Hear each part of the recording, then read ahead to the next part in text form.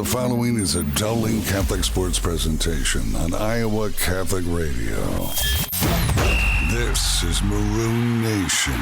Still on his feet, the 15, 10, 5, touchdown. Dowling Catholic football lives here. Sack in the backfield, back at the 45-yard line. All Swing pass is nearly intercepted. season It is intercepted. long. Dowling with the pick. Kenny James down the far sideline he goes. It's time for Maroon Football. Our coverage of Dowling Catholic sports is underwritten by Ashworth Vision Clinic, Construction Professionals, Blessman International, Fast Signs, the Catholic Tuition Organization, Skeffington's Formal Wear, Iowa Wealth Management, the Jenny Farrell Team with Remax Concepts, and Bosun the Florist. And now, the voice of Dowling Catholic football, Mark Amadeo. And a very pleasant good evening, and welcome to Valley Stadium in West Des Moines for week number 2 of the Iowa High School football season and our 49th year of covering Dowling Catholic High School football.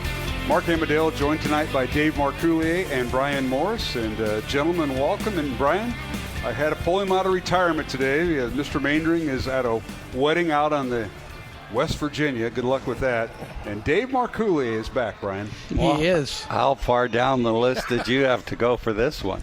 Just one dial. One dial. We had a meeting early in the week about this, but Dave, first of all, thanks for sitting in. Second of all, I pulled you in because you were on the sidelines last week. You were standing with the priests over there on the east sideline watching Dowling Valley, so I figured you'd bring something to the table. Yeah, I was standing behind the priest. Did you notice that?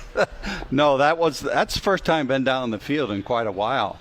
And it's a whole different ball game down there, and it was really a lot of fun interacting with a couple of the kids and watching the play. Brian, didn't he ever switch with you when we were doing it? No, he never. Dave never wanted. The one thing I totally forget about until football season's hit is the smell of the sideline. Right. Because last week it was kind of got humid there, and it's a little rank down there. I didn't cross 40, Brian. Okay, I was up and down. You're in the middle. I was pickle juicing it. I didn't cramp up once. Yeah. No, you can't be in the middle of that group. You got to stay down around the 40. Well, what a game we have for this week. Last week was Dowling Valley. You know, we have our Super Bowl first, and we play the rest of the season. That's kind of how I took last week. And you can't let the Dowling Valley game, whether you win or lose, affect week 2. And for Dowling, it's bounce back. They're 0-1. This is a non-district game this week against Johnston. Dragons had a big win over Waukee at that time, 6th-ranked Waukee, and beat them at Johnston 13-3, held them without a touchdown. So bounce back week for Dowling, but it's a pretty good opponent in the Johnston Dragons. It is, and again, Dave will say it, but every coach says week 1 to week 2, that's when you make your most improvement, and we're going to see that tonight because there were many things, just fundamentals that Dowling, I thought on defense especially, were lacking last week. The wrapping up, tackling, over pursuing. We made the quarterback from Valley look like the second coming of Doug Flutie out there, but he nobody could tackle him last week. And again, don't get me wrong, he was the best player on the field last week. That Valley quarterback. He killed us. He did. He actually did all by himself. But Brian, we've said for 40 years that the first or the second week is the biggest change, and it truly is. I remember sitting here watching teams play the second game, and you just wonder, who in the world are they? And it's no different in the Iowa State game. You're two different teams we'll see tonight. And going back to last week, and I know, Dave, you'll preview Dowling's offense against the Johnston defense, and Brian, you'll have the Dowling defense against Johnston's offense. But you go back, and one thing, they don't keep track of time of possession in high school. They don't have a stat for that. They do in college and the other levels. They don't have that, but the plays. Dowling only ran 44 plays last week. Valley ran 74, and that was a point, and we'll talk to Coach Wilson later. He mentioned that, and the Maroons only rushing the ball 10 times as a team compared to 25 passing attempts. Some of that was at the end because you had to pass and to get back in the game, but time of possession, number of plays, and not rushing the football. And all three of them are keys to Dowling's success or anybody's success in high school or college or professional football. Well, if your plays are 70 versus 40, give or take a few, Dowling's lucky they didn't lose by more than 2 or 1 point. You know, you're exactly right. Again, that third quarter was the one that stood out because I think Dowling had 1 3-and-out, had an 80-yard touchdown pass. They had 4 plays in that third quarter last week, and we were still in the game up until the very end. So, again, you look at the positives, you look at the negatives. That's in the history. That's behind us. It doesn't matter because you got to play now week 2. And, again, Mark, you said this Johnston team, good win last week. Absolutely. Their defense kept Waukee out of the end zone. That was a team that was ranked in the top 5 or 6, but not this week. Going back to the Dowling Valley game, Brian, you talked to Coach Wilson at halftime. He addressed the tackling. You could see that in the first half. It was 10-10 at halftime. It was 17-all between Dowling and Valley. Going into the fourth quarter, Tigers get a field goal, and then the Tigers commit a safety. So it was 3-2 in the fourth quarter. Maroons lose by 1 point, yet totally dominating that game, as Dave mentioned. And yet, here we are tonight for week 2. I know one thing, that got everybody's attention as far as the Dowling coaching staff for practice, Saturday, Sunday, and the rest of the week. And you know how that goes, Brian. I do. I was on the many of those. And Dave probably had a few of those choice words for me and my teammates back in the day. But yeah, film. You can watch film. I mean, you can practice all week, but when you see yourself on film, it doesn't lie. So you know what you know what you did wrong. Usually when the play's happening, but you know you're going to watch it, and sometimes you watch it 5 times of what you did wrong. Right, and you dread that moment when the coach sees it. And in front of your peers, he's going to point it out. Yeah. Not in a nice way. It's called motivation, right? Right. Motivate you to get better. And this is a week 2, so I think everybody's got the attention. The good news for the Maroons, they stay right here at Valley Stadium. They go from white to maroon tops, and they'll be the home team on the scoreboard. Johnston will be the visitor. Well, let's talk about the matchups before we go to Coach Wilson and Dave Marculia. First of all, thank you for sitting in tonight for Matt Maindring. John Chido was also going to be here tonight, but his father passed away. Ned Chido, our thoughts and prayers are with the Chido family during this time. And Ned was part of the Dowling coaching staff back when they brought, McConville and those guys brought Jim Williams here from Audubon, Iowa. Ned was part of the first coaching staff. He did a lot of scouting for Coach Williams, and Ned passing away yesterday, so the Chido family's in our prayers. And then, of course, earlier today or early this morning, we found out about Father Akery at Dowling passing away. What a long-time staff member he was at Dowling and many other places. But he was our debate coach back when I was there, and your late brother Scott were there. He was the debate coach at Dowling and also manned the fishing club. Well, I can go back in further? Late 60s. Yeah, there we go. Now we're aging ourselves. Early 70s. He was my sophomore religion teacher. Wow. Way back when I was there. The man was a blessing, and Father Akery, we miss you dearly, and Ned Chido, we miss you dearly. But, both of them were part of this Friday night ritual. I know Ned was asking about how the football team's going to respond to last week's loss to the Valley. Father Akery was part of the sideline crew, and he'd go in the locker room at halftime. Maybe didn't like to hear some of the stuff that went on in halftime in the locker room, but that was Father Akery. But tonight, in honor of them, Dave, your thoughts on Dowling's offense, getting back on track, getting more consistent against a Johnston defense that shut out Waukee last week. Yeah, without question, I feel very confident when I say you're going to see a completely different Dowling offense tonight. I'm sure after talking to a few of the kids at a practice, they were not pleased. And the offensive line, I think, is going to make up for what they feel they didn't accomplish last week. And that means I think they're going to dominate the line tonight. Johnston's got a good defense, good defensive front, but I think Dowling will do well on the line. Number 2 is Eden Middleton, 34 yards, 10 rushes. I don't think that's going to happen the rest of the year.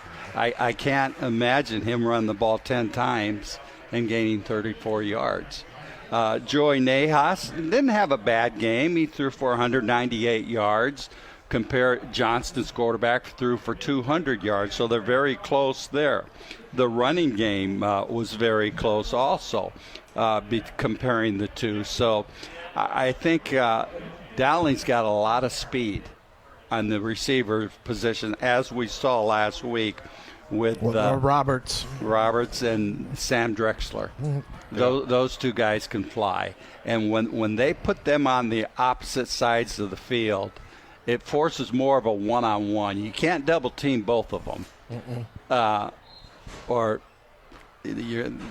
Joey's going to find them. Yeah, that's the whole key. The quarterback has to recognize, and the quarterback has to recognize when to run the football if need be. Right. And that's something that week one in a Valley defense, very tough to do. We should mention it's Catholic Football League night. They're about ready to run across the field from the northeast part of Valley Stadium over here to the southwest corner. But we'll go over to Brian Morris talking about the Dowling defense, who, by the way, just returned 3 starters from last year, and they've moved Brady Hagan from offensive line to defensive tackle.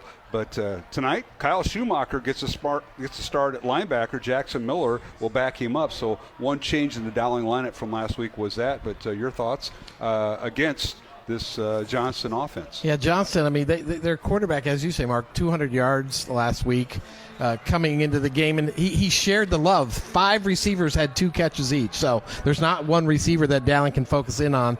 Then the running back for Emory Jones, he had a nice game. He ran for almost 100 yards, 90 yards plus, and then he got the majority of the carry. So the one thing I was looking at, offensive line, 300 pounds, 280, 250, 240, 220, big offensive line for the Johnston Dragons. And what Dowling's going to have to do is that defensive line is going to have to try and negate that. So I would anticipate Johnston coming out tonight, seeing if they can establish that run game, kind of a la the Hawkeyes tomorrow, to see if they can, just keep pounding the ball down the field and see what happens. The Dowling linebackers, the key, again, as I mentioned just a little bit earlier, breaking down to tackle. There was a lot of over pursuing and wrapping up. You got to wrap up. These guys were making good hits, which is get you highlights once in a while, but you got to wrap up and bring the person down there. They were tackling with their shoulders. Yes. They watched too much college and pros. I'm with you. Too many highlights. They don't know how to wrap up anymore. Don't you call it, Coach,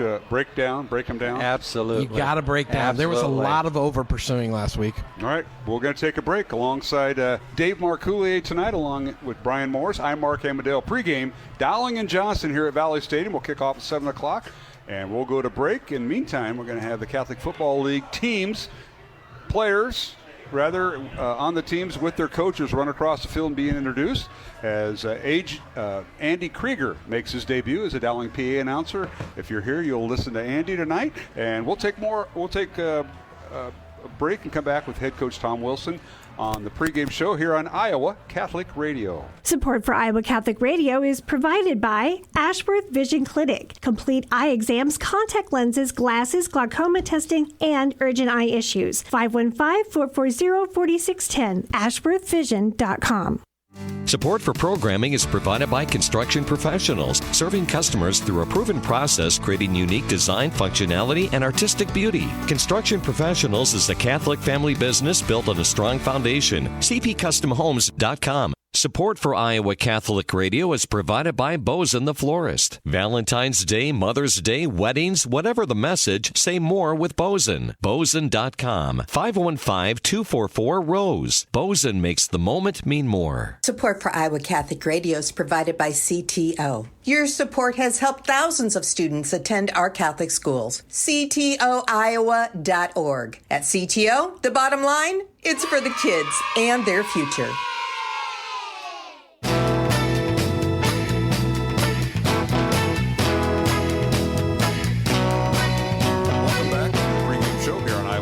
Radio. Mark Amadale now joined by head coach Tom Wilson of Dowling Catholic. Before tonight's game, Dowling and Johnston here at Valley Stadium, the Maroons home opener. And Coach Wilson, thanks for joining us.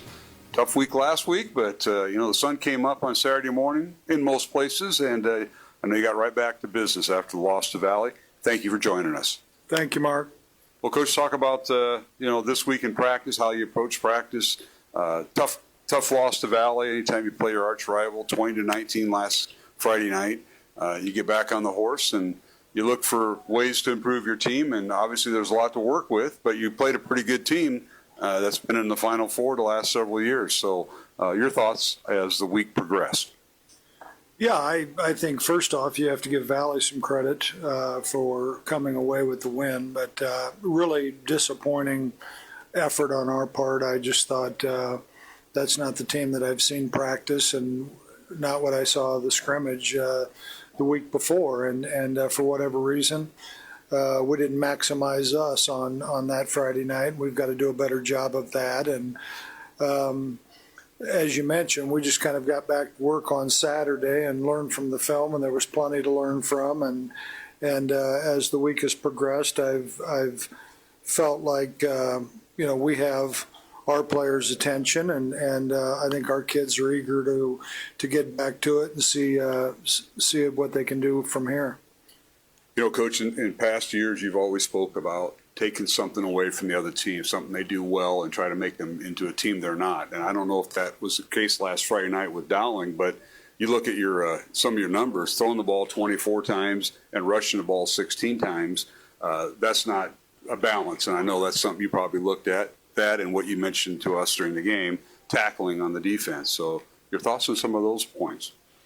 Yeah, I think if you just look at the number of plays, Valley ran 74 plays, Dowling ran 44, and we're the no-huddle team, and they huddled up all the time, and that makes no sense. And, there was a point in time where I just gave up on the run because, we felt like our possessions were going to be so limited that we didn't have time to grind it out because they were eating up so much of the clock, and we wanted to take some shots, and you could see when we did where we did hit Jeffrey down our boundary for the touchdown, and those are the kind of things that we think we can do, and but we've got to have a better mix.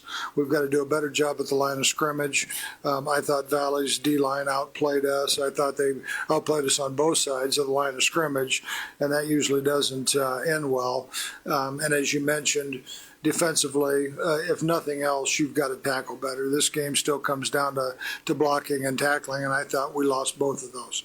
This is with head coach Tom Wilson. Before tonight's game, Dowling and Johnston here at Valley Stadium. It's Dowling's home opener. We'll kick off right at 7 o'clock. And, Coach, defensively, you look, a young man who's new to the program, Carlos Blunt, came in from Centennial, led your team in tackles with 9. He and Leo Pagano and Jackson Miller, 8 tackles. And Matt Scapola, his first varsity football start as a senior after playing in middle school, had 7.5 tackles. So some pretty good numbers, but I think they always say film doesn't lie. A lot of things that probably need to progress, but there was some interesting numbers from week 1.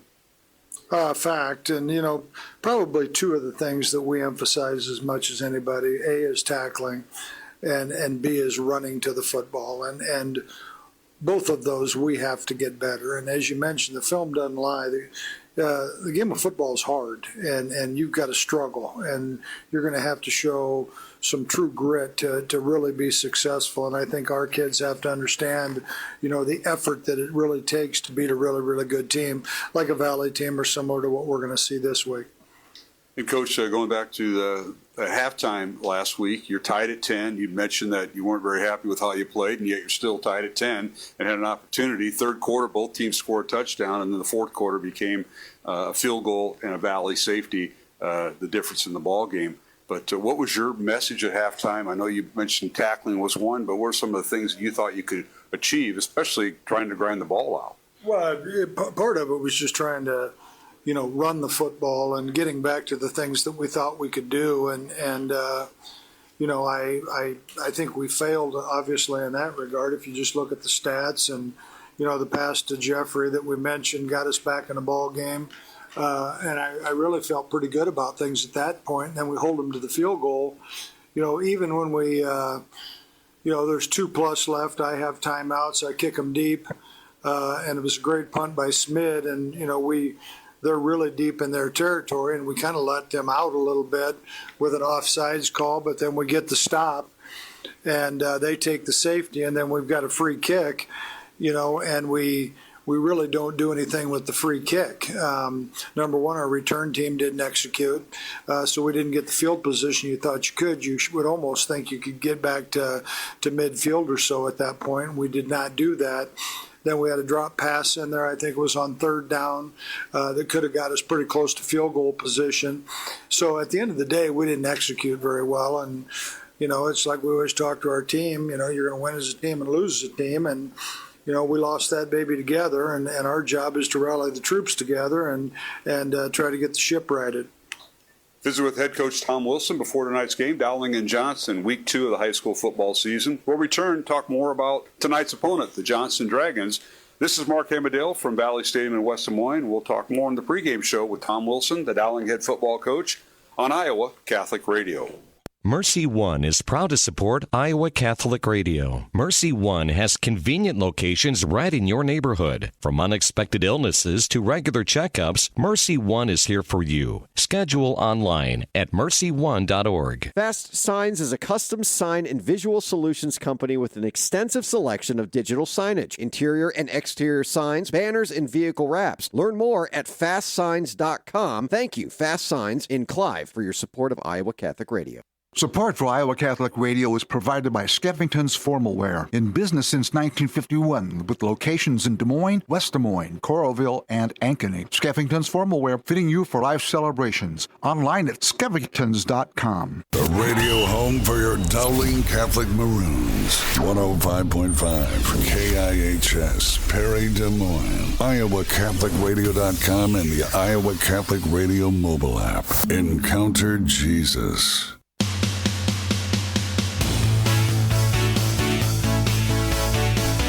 Welcome back to the pregame show here on Iowa Catholic Radio. Mark Hamadale continuing my conversation with head coach Tom Wilson of Dowling Catholic. Before tonight's game, Dowling and Johnston, the Maroons' home opener here at Valley Stadium. And, Coach, you take on the Johnston Dragons, first time in about almost 3 years since the Maroons have played Johnston. It was discontinued as they rotate the districts every 2 years. But tonight you got Coach Woodley back on, and they got a nice team. They're basically a rebuilding team. They got a lot of juniors in their lineup with some seniors. They graduated a lot off that playoff team that lost to Valley by 3. But they got an upset win last Friday over Waukee, 13-3. Waukee team was in the top 10. So typical Johnston. They haven't changed much since you saw them last. They're well coached, good football team. I think Waukee's going to be a playoff team before it's all said and done. And it was 13-3, so obviously defensively they were doing a lot of things. They put a lot of pressure on the quarterback. Waukee was able to run for some yards, but nothing that with any consistency. So, as is typical of our schedule, it's going to be a great challenge again tonight. Well, Coach, in the Johnston offense, I know they like to run a lot of players at you, but they got a new quarterback, Trevor Helming, who was banged up a little bit. We'll see if he plays tonight. And Emery Jones is their tailback, but several receivers, and one of them, Clevenger, number 13, was their leading receiver against Waukee. But I love their tight ends. You have the Gosling kid, who's a tremendous athlete in basketball and football. Minks plays both ways, linebacker and tight end. And then they bring a kid, number 44, Jediah Scott, off the bench. So they have different looks offensively. What's that going to pose for the Dowling defense tonight? Well, they do. I like their skill. I think they've got good skill players. Really, I think they've got a couple of linemen up front. McLeish is a really good player, and he's a physical player, and he gets after you pretty good. And Van Ottstel, I think, is also a good player, another guard. They're going to move McLeish around a little bit, which kind of keeps you guessing a little bit. But Helming had a nice ball game against Waukee. I think Jones is capable of hitting a home run, and as you mentioned, Clevenger was their leading receiver. A little bit more of a possession guy than anything else, but certainly very capable. And defensively, we mentioned Gosling already. He'll play one of the defensive ends, but they graduate all their starting front 4 from last year, or front 3, depending on what defense they're in. But their linebackers are good, and so are their secondary, with Kwame returning letter winner, who had 6 interceptions last year at safety, and he had 1 against Waukee. So your thoughts, Dowling's offense attacking Johnston's defense? Yeah, good defense. Coach Helgeson's been doing it for a long time and is a really good football coach, and he'll have his guys prepared. I don't think they're going to fool you that much. You kind of know where they're going to line up, and so they're going to move their front a lot of twists, a lot of slants, a lot of angles, those types of things. It's going to be a challenge for our offensive line to be able to pick that up to get some consistency within the run game, which will be really, really important. And you mentioned their secondary, very capable guys back there with some decent speed. Obviously, we feel like our guys present a challenge, but I think as much as anybody, I think Johnston's got the skill guys that will be a challenge to our guys. And a familiar name on the Johnston coaching staff, a couple of names I should mention. One of them, Grant Bossum, who's moved over from defense to the offensive line and run game coordinator. And Jeff Helgeson, who was at Dowling back in the first championships back in 2000, 2001. And a young man named Alex Curtin on their staff. So some Dowling names over on the Johnston staff. I'm sure you'll shake their hands when the game's over, too. Yeah, obviously have a past with two of those three. Helgeson was before my time, but I've gotten to know him through the coaching circles. And Coach Bossum and myself spent 16 years together, and he was my defensive coordinator for 16 years. And he had an awful lot to do with our success that we had here. And Alex Curtin, a former player, and played his share of college football, and somebody that, I had a great relationship with when he was here, and he's going to be a really, really good football coach, is a good football coach. And those guys on the other side, they might know a thing or two about our program. Coach, Friday tonight is CFL night, Catholic Football League night, and I know they're going to be recognized before the game. It's always funny, I know you're in the locker room, but we see the kids go across the field from one end to the other. You hope they don't fall down because usually the coaches trip over them. So hopefully that'll take care of it. But Andy Jepson retiring after 12 years, heading the Catholic Football League as president, but Garrett Hill taking over. We're going to speak to him at halftime. But your thoughts on this Catholic Football League that you know about, the Greater Des Moines Catholic Football League, that's been going on for a while, and you're a big part of this, and it's a big part of the Dowling program. It's still going strong. Jim Williams started it years ago, and as you mentioned, Andy Jepson has stepped aside, now not totally, because he's still involved with things, and certainly greatly appreciate the efforts that he put in. He was awesome to work with, and Garrett has been equally fantastic. And the CFL is in really, really good hands. It's important to us, to our program, to the Dowling Catholic community, the school, and these guys do a really, really good job with it. So looking forward to having those kids here. Coach Wilson, thanks for visiting with us tonight. Best of luck during the game against Johnston, and we'll talk to you at halftime and in the postgame. Thank you, Mark.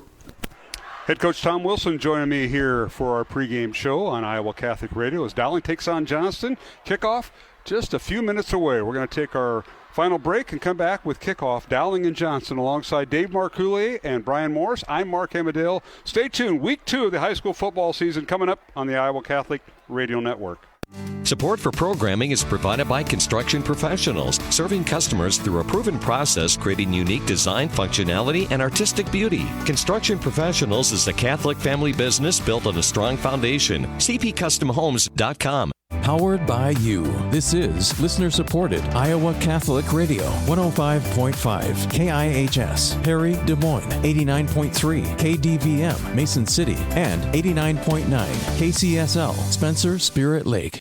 Hi, this is Dr. Dan Ryan, president of Dowling Catholic High School. Welcome to another season of exciting Dowling High School football. We are proud to be partners with Iowa Catholic Radio, not only broadcasting football, but also being partners in preparing Christ-centered leaders for life. Go Maroons.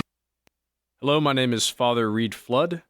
Let us pray together for the coaches, players, and trainers for this athletic competition this evening. In the name of the Father, and of the Son, and of the Holy Spirit, amen. Heavenly Father, we thank you for all your gifts. We ask that you bless all those involved in this athletic competition this evening. We ask that you keep them safe and that they show good sportsmanship. We ask this through Christ our Lord. Amen. Saint Sebastian, pray for us. In the name of the Father, and of the Son, and of the Holy Spirit. Amen.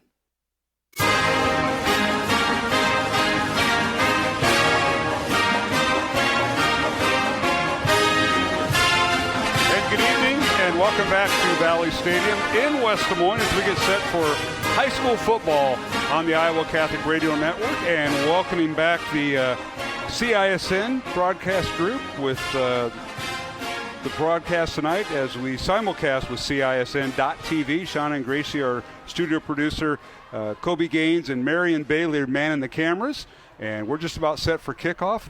Dowling won the toss, they deferred, and Dave Marcouli, let's go right down the field and bring in our sideline guy, Mr.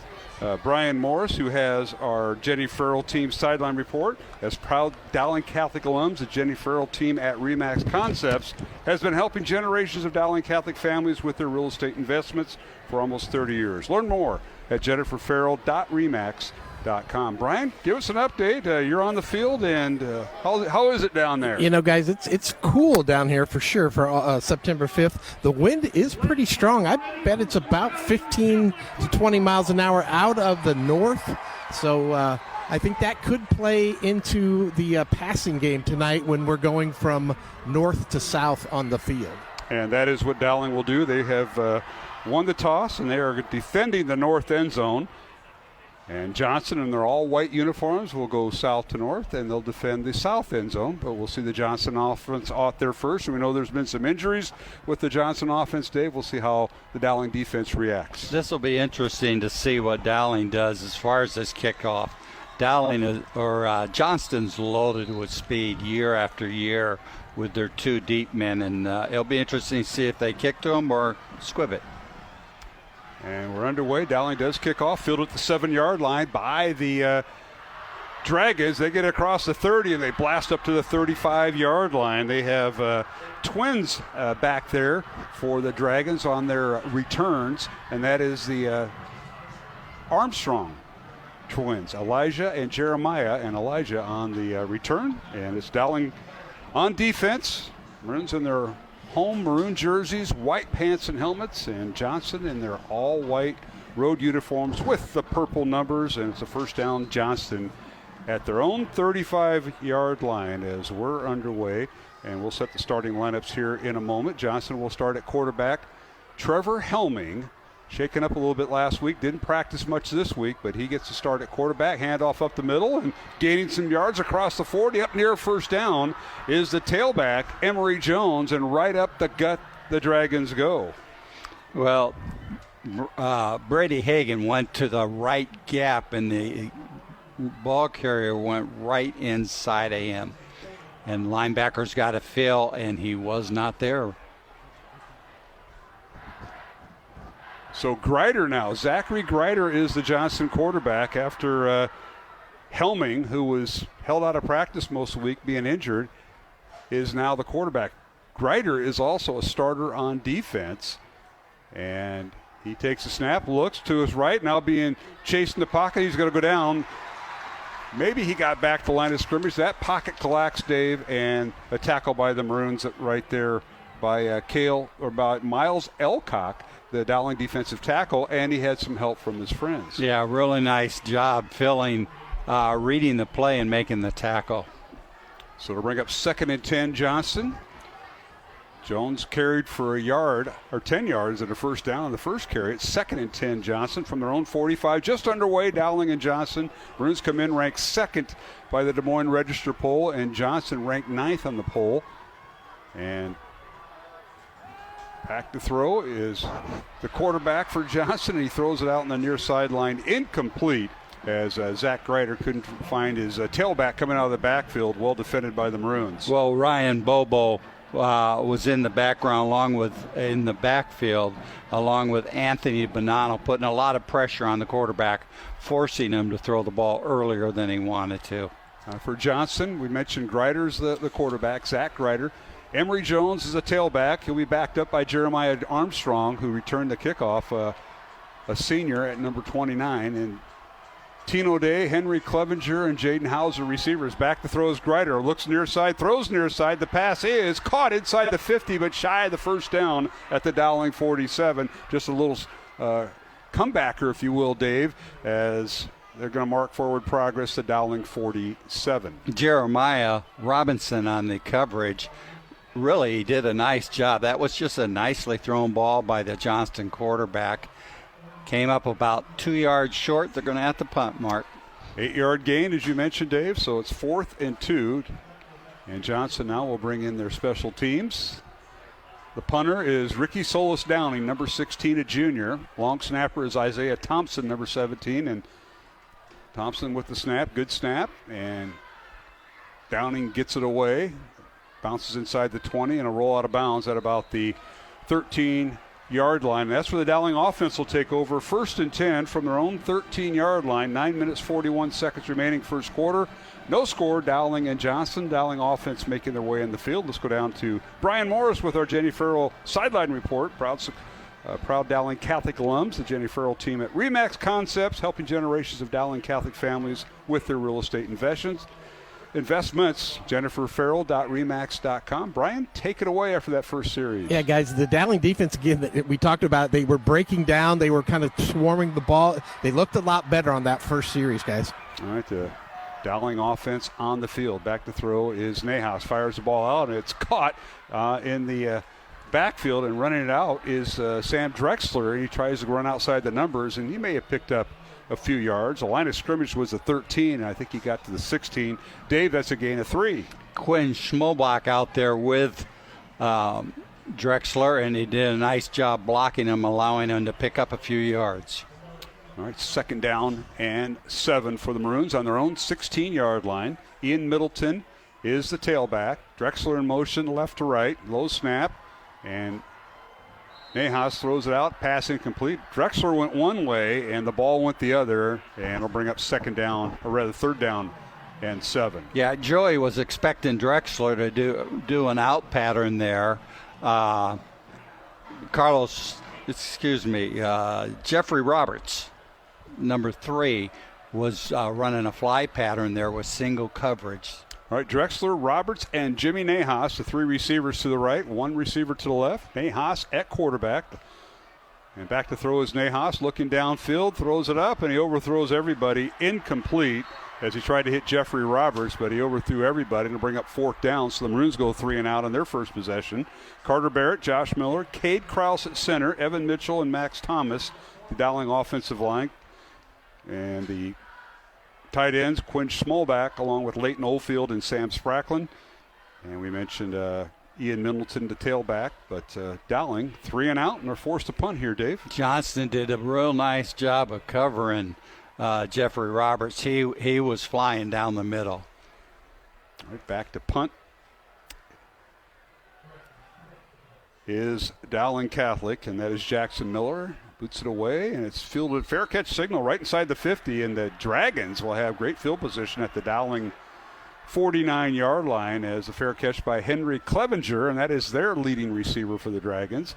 Offensive line for Johnston, let's get them in here right now. Evan Behrens, number 57, he could go left tackle or right tackle as Coach Woodley at Johnston will flip-flop their tackles. Cohen Van Osdale is the left guard, number 72. Nathan Marshall, the center.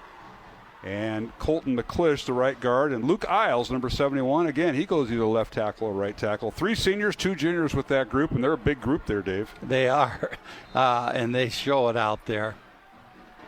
All right, Tino Day, one of the receivers for the Dragons in this set. Gerald Wall, number 11, is another. And the Dragons will go with 2 receivers to the left. Grider at quarterback, a little pop pass over the middle, caught, and a first down for the Dragons. Nice play, well-developed play as Jaden Hauser came off the off the tight end spot, Dave, and made the catch. They looked left, and they threw right over the middle for a first down. Yeah, they just faked to the fullback, diving down the middle or the tailback, and came up and threw a quick pass. Nice pickup for Johnston. So we'll bring up 1st and 10, Dragons at the Dowling 35. Pass goes for 14 yards and a Dragon first down. Here's a snap. Grider on the fakes the handoff, rolls to his right, and he's run out of bounds just shy of the 30-yard line. So he picked up about 4, and will bring up 2nd down. Boy, he made a real nice fake inside, which fooled the Dowling defense. They bid on that, and the quarterback ran to the right. Anthony Bonanno chasing him down, and fortunately holding him for only about 2 or 3 yards. Going to give him 4 on the play, so it's 2nd and 6. Johnston, they're in Dowling territory at the Maroon 31. No score, 8:05 to go, first quarter. Mark Hamadale, Dave Marcoulier, and Brian Morris on Iowa Catholic Radio as we simulcast with CISN.TV on YouTube tonight. Handoff goes to the tailback, and that's Emory Jones. Spins out of a tackle but falls forward down to the 29-yard line. He'll pick up 2, and it'll bring up 3rd and 4 for Johnston. This time they just gave it to him on the dive, Jones. They've been faking it the first 3 plays. Gave it to him this side. This time picked up, what, Mark, 1 or 2? 2 yards. So it'll bring up 3rd down. And we'll call it 4. Tonight's game on Iowa Catholic Radio brought to you in part by Bozen the Florist, Ashworth Vision Clinic, and Construction Professionals. Dragons will shift their tight ends to the left side.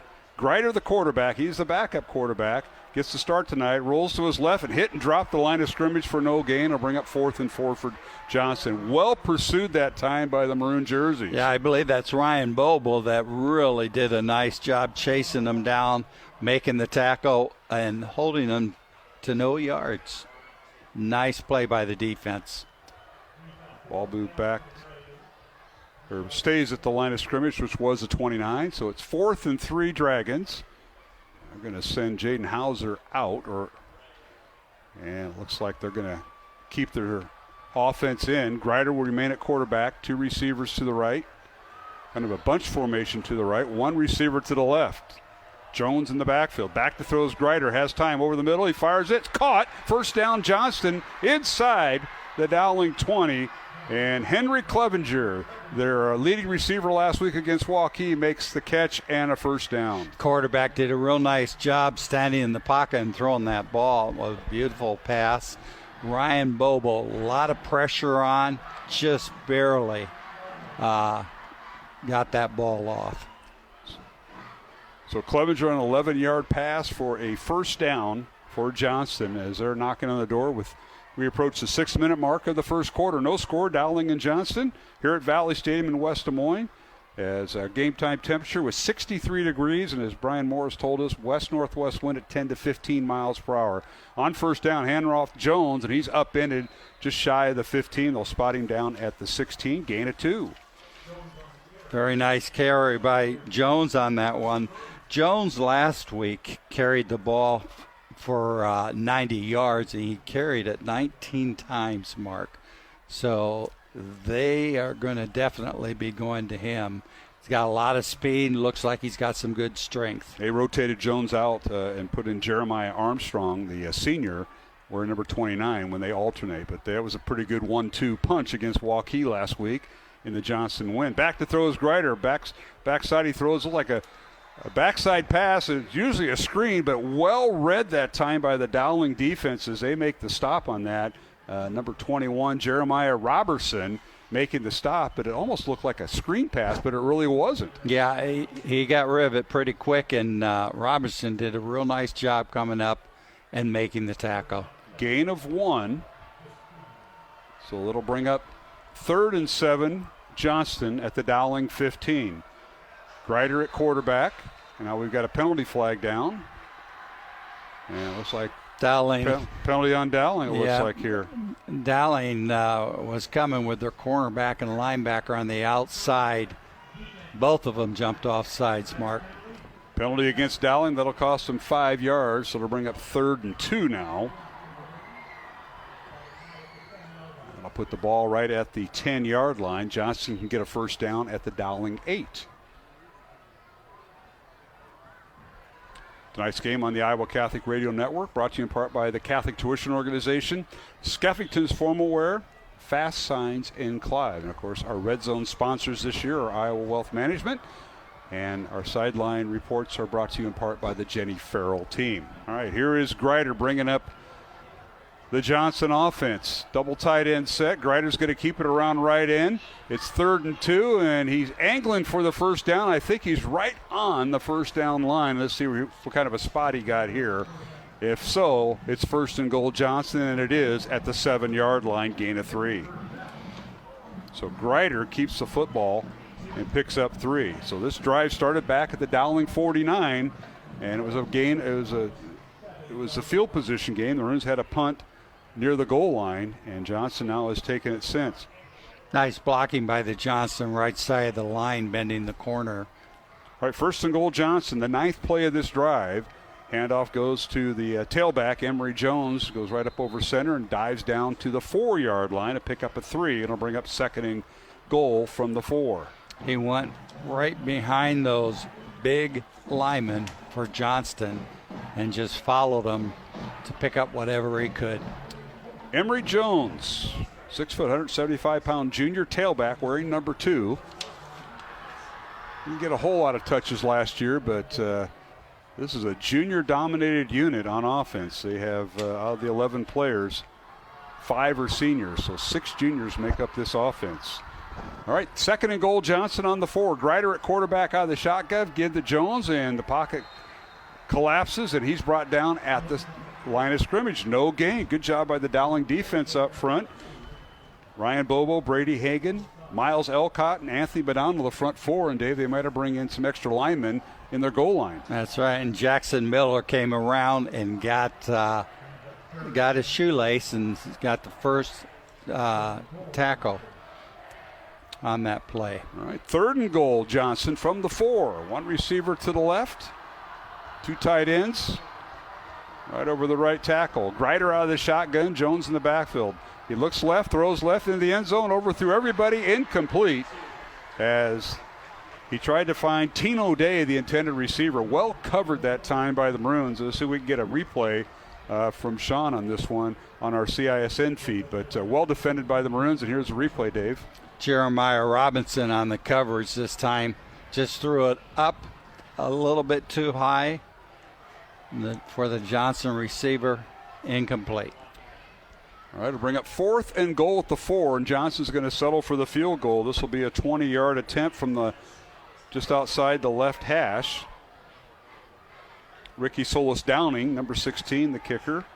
Isaiah Thompson will stamp it. The holder is Philip Waters. Good snap, ball down, kick is up and through, and it is good. So it's 3-0 Johnston.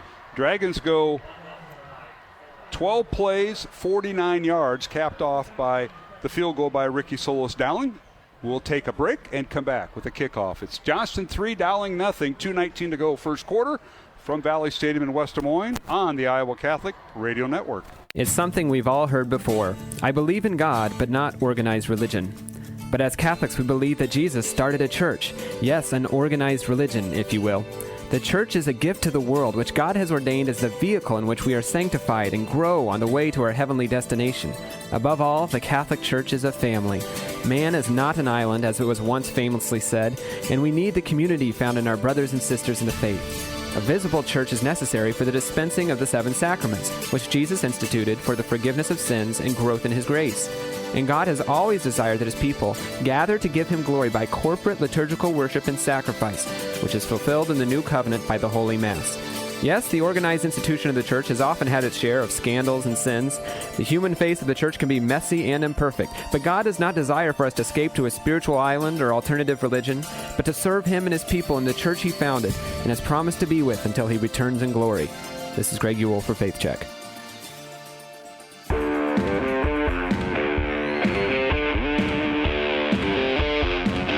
And we're back here at Valley Stadium in West Des Moines as we simulcast tonight with CISN.TV alongside Dave Marcoulier. I'm Mark Amadeo. Matt Maindring tonight. Out of state for a wedding. We appreciate Dave sitting in. Brian Morris on the sideline. Here's a kickoff by Ricky Solis Downing, and it's fielded by Dowling at the 13-yard line. And return is right, and with the football is Sam Drexler getting down the near sideline, is out of bounds at the 45-yard line. Good return by the Maroons that time, Dave, as Drexler found a little seam on that return right field goal, or kickoff return. I thought I saw a flag clear back here on the 10-yard line. And we'll see. And it's on Dowling if it is, because... All right, let's go down to Brian Morrison, our Jenny Farrell Sideline report. Proud Dowling Catholic alums. Jenny Farrell team at Remax Concepts have been helping generations of Dowling Catholic families with their real estate investments for almost 30 years. Learn more at jenniferfarrell.remax.com. Brian, give us an update. Yeah, guys, that was definitely a holding on the Maroons there, which negated a nice return by Drexler. But on the offensive side, we talked about this in pregame. What was Johnston going to do? And just try to take the ball down the field, and they're just running right behind Colton McLish, their big right guard, 300-pounder. They just keep running right behind him. All right, ball will be marked back at the 10-yard line. The Maroons will go right to the ground game. And Nahas, handoff, left side. I believe that was Middleton. You talked about him a little bit, featuring Ian Middleton. And he started the last year at this time. He started the first 2 games for Maroons, had pretty good games, and tonight that's his first carry there, Dave. Yeah, that was his first carry. To me, from here, it looked like the hole was inside, and he tried to pop it outside a little bit. So he gets up to the 13-yard line. And now here's a little swing pass, and it's caught by Drexler, and Sammy's run out of bounds for a first down as they work outside the numbers. They go to the sideline, a little hitch pass to Sam Drexler, and he picks up the first down. I tell you, nice play by Quinn Schmolbach.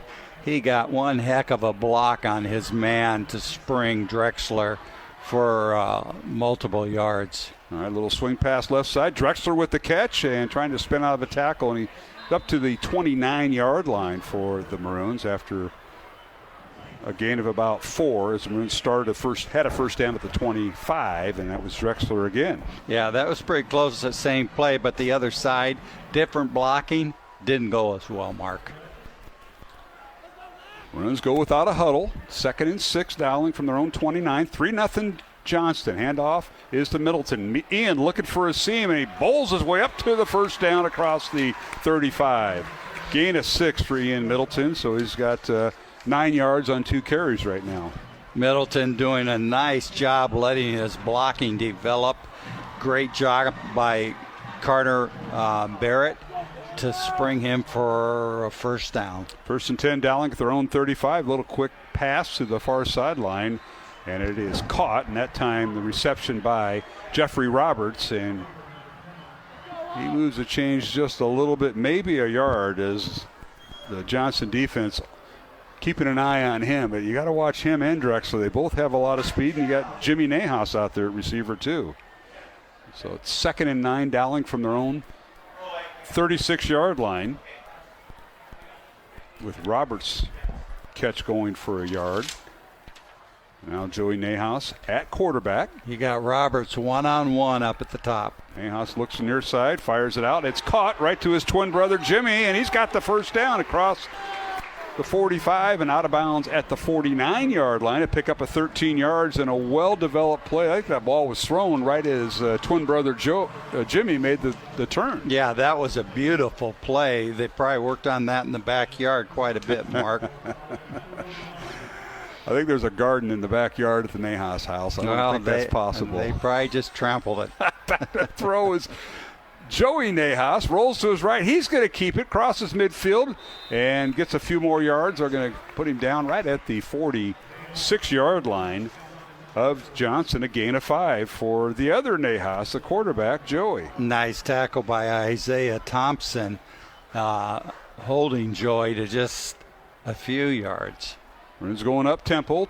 9 seconds remaining in the first quarter. Handoff to Middleton. Ian with the football. Blasts through a hole up to the 40-yard line. And that's a first down. And that'll be the final play, I believe, of the first quarter, as they're going to stop the clock just to move the change, and that will do it. 6-yard gain from Middleton, and we've come to the end of the first quarter here at Valley Stadium in West Des Moines. Our score, Johnston 3, Dowling nothing. Back in 1 minute along the Iowa Catholic Radio Network and CISN. Support for Iowa Catholic Radio is provided by Ashworth Vision Clinic. Complete eye exams, contact lenses, glasses, glaucoma testing, and urgent eye issues. 515-440-4610. AshworthVision.com. Support for Iowa Catholic Radio is provided by Bozen the Florist. Valentine's Day, Mother's Day, weddings, whatever the message, say more with Bozen. Bozen.com. 515-244-ROSE. Bozen makes the moment mean more. When you hear this, caught by Scow inside the 30. You know it's the Maroons. Every game, every play. Your home for Dowling Catholic Football. 105.5 KIHS.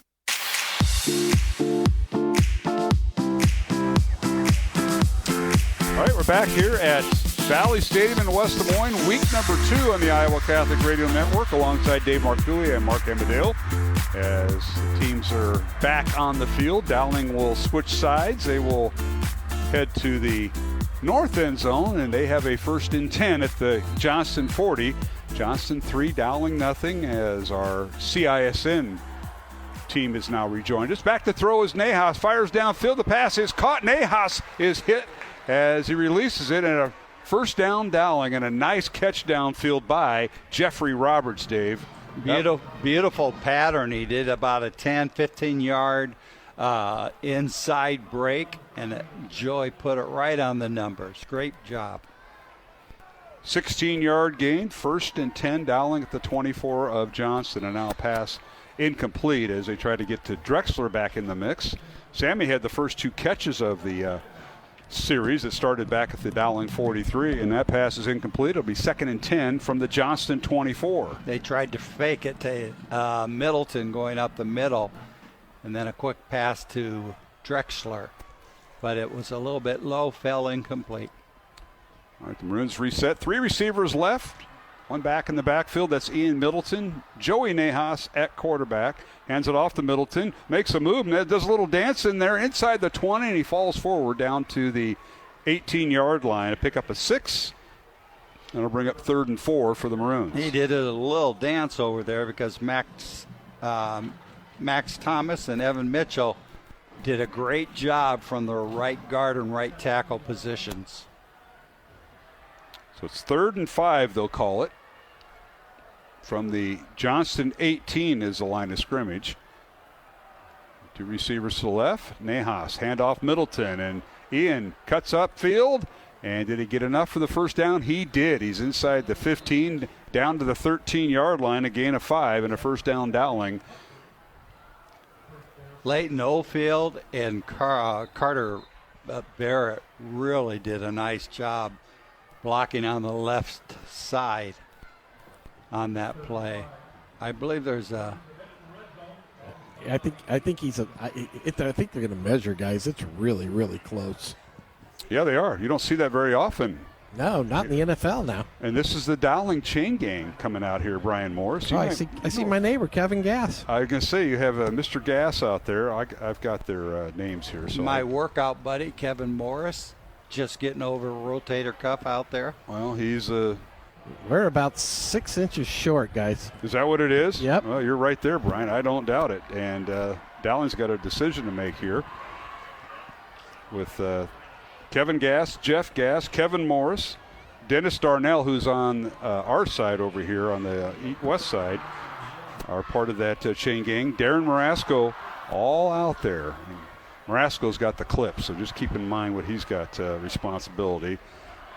And the Maroons are going for it, gentlemen. 4th and 1. With a line like this, you got to do it. 4th and 1, Middleton in the backfield. The H-back / fullback, Quinn Schmolbach. Drexler goes in motion. Joey Nahas at quarterback. Handoff Ian Middleton. Bounces outside. He's going to go in. Touchdown. Johnston thought they were going over center, and he bounces it outside left tackle. Touchdown Dowling from 13 yards, and Ian Middleton there, Dave Marcouli. There was just absolutely no one there. I'm looking to see if we can get the replay on that, but he went in untouched. 13 plays, 90 yards. Remember, Dowling was penalized on the kickoff back to the 10-yard line. There you see the replay. Yeah, the whole Johnston defensive line just crashed down. They tried to chase from behind, and they aren't going to catch Ian. Extra point by Ryan Kuhn is good. Owen McConville on the hold. Jack McLaughlin with the snap. And Dowling takes the lead 7-3 over the Johnston Dragons. We'll take a timeout and be back. You're listening to Dowling Catholic Football on the Iowa Catholic Radio Network and CISN. Thought of the day with Monsignor Frank Bagnano. Most of us plan for the future by investing in a savings account. Jesus also spoke of the importance of storing up treasures in heaven, something we can all do, something that will help us out later, simply by having confidence in God's ever-present love. Whenever we trust His plan for today or tomorrow, we are building up that savings account now for those days ahead that may present real challenges or difficult problems. We build up that account by trusting God in the little things of life. Now, on the sea of calmness and peace, trust Him for His love today, for some relatively simple thing. Then, when the storms of life arise on the sea of life, the savings account of trust will be more than ever enough to help you with clear sailing. And that is today's thought of the day.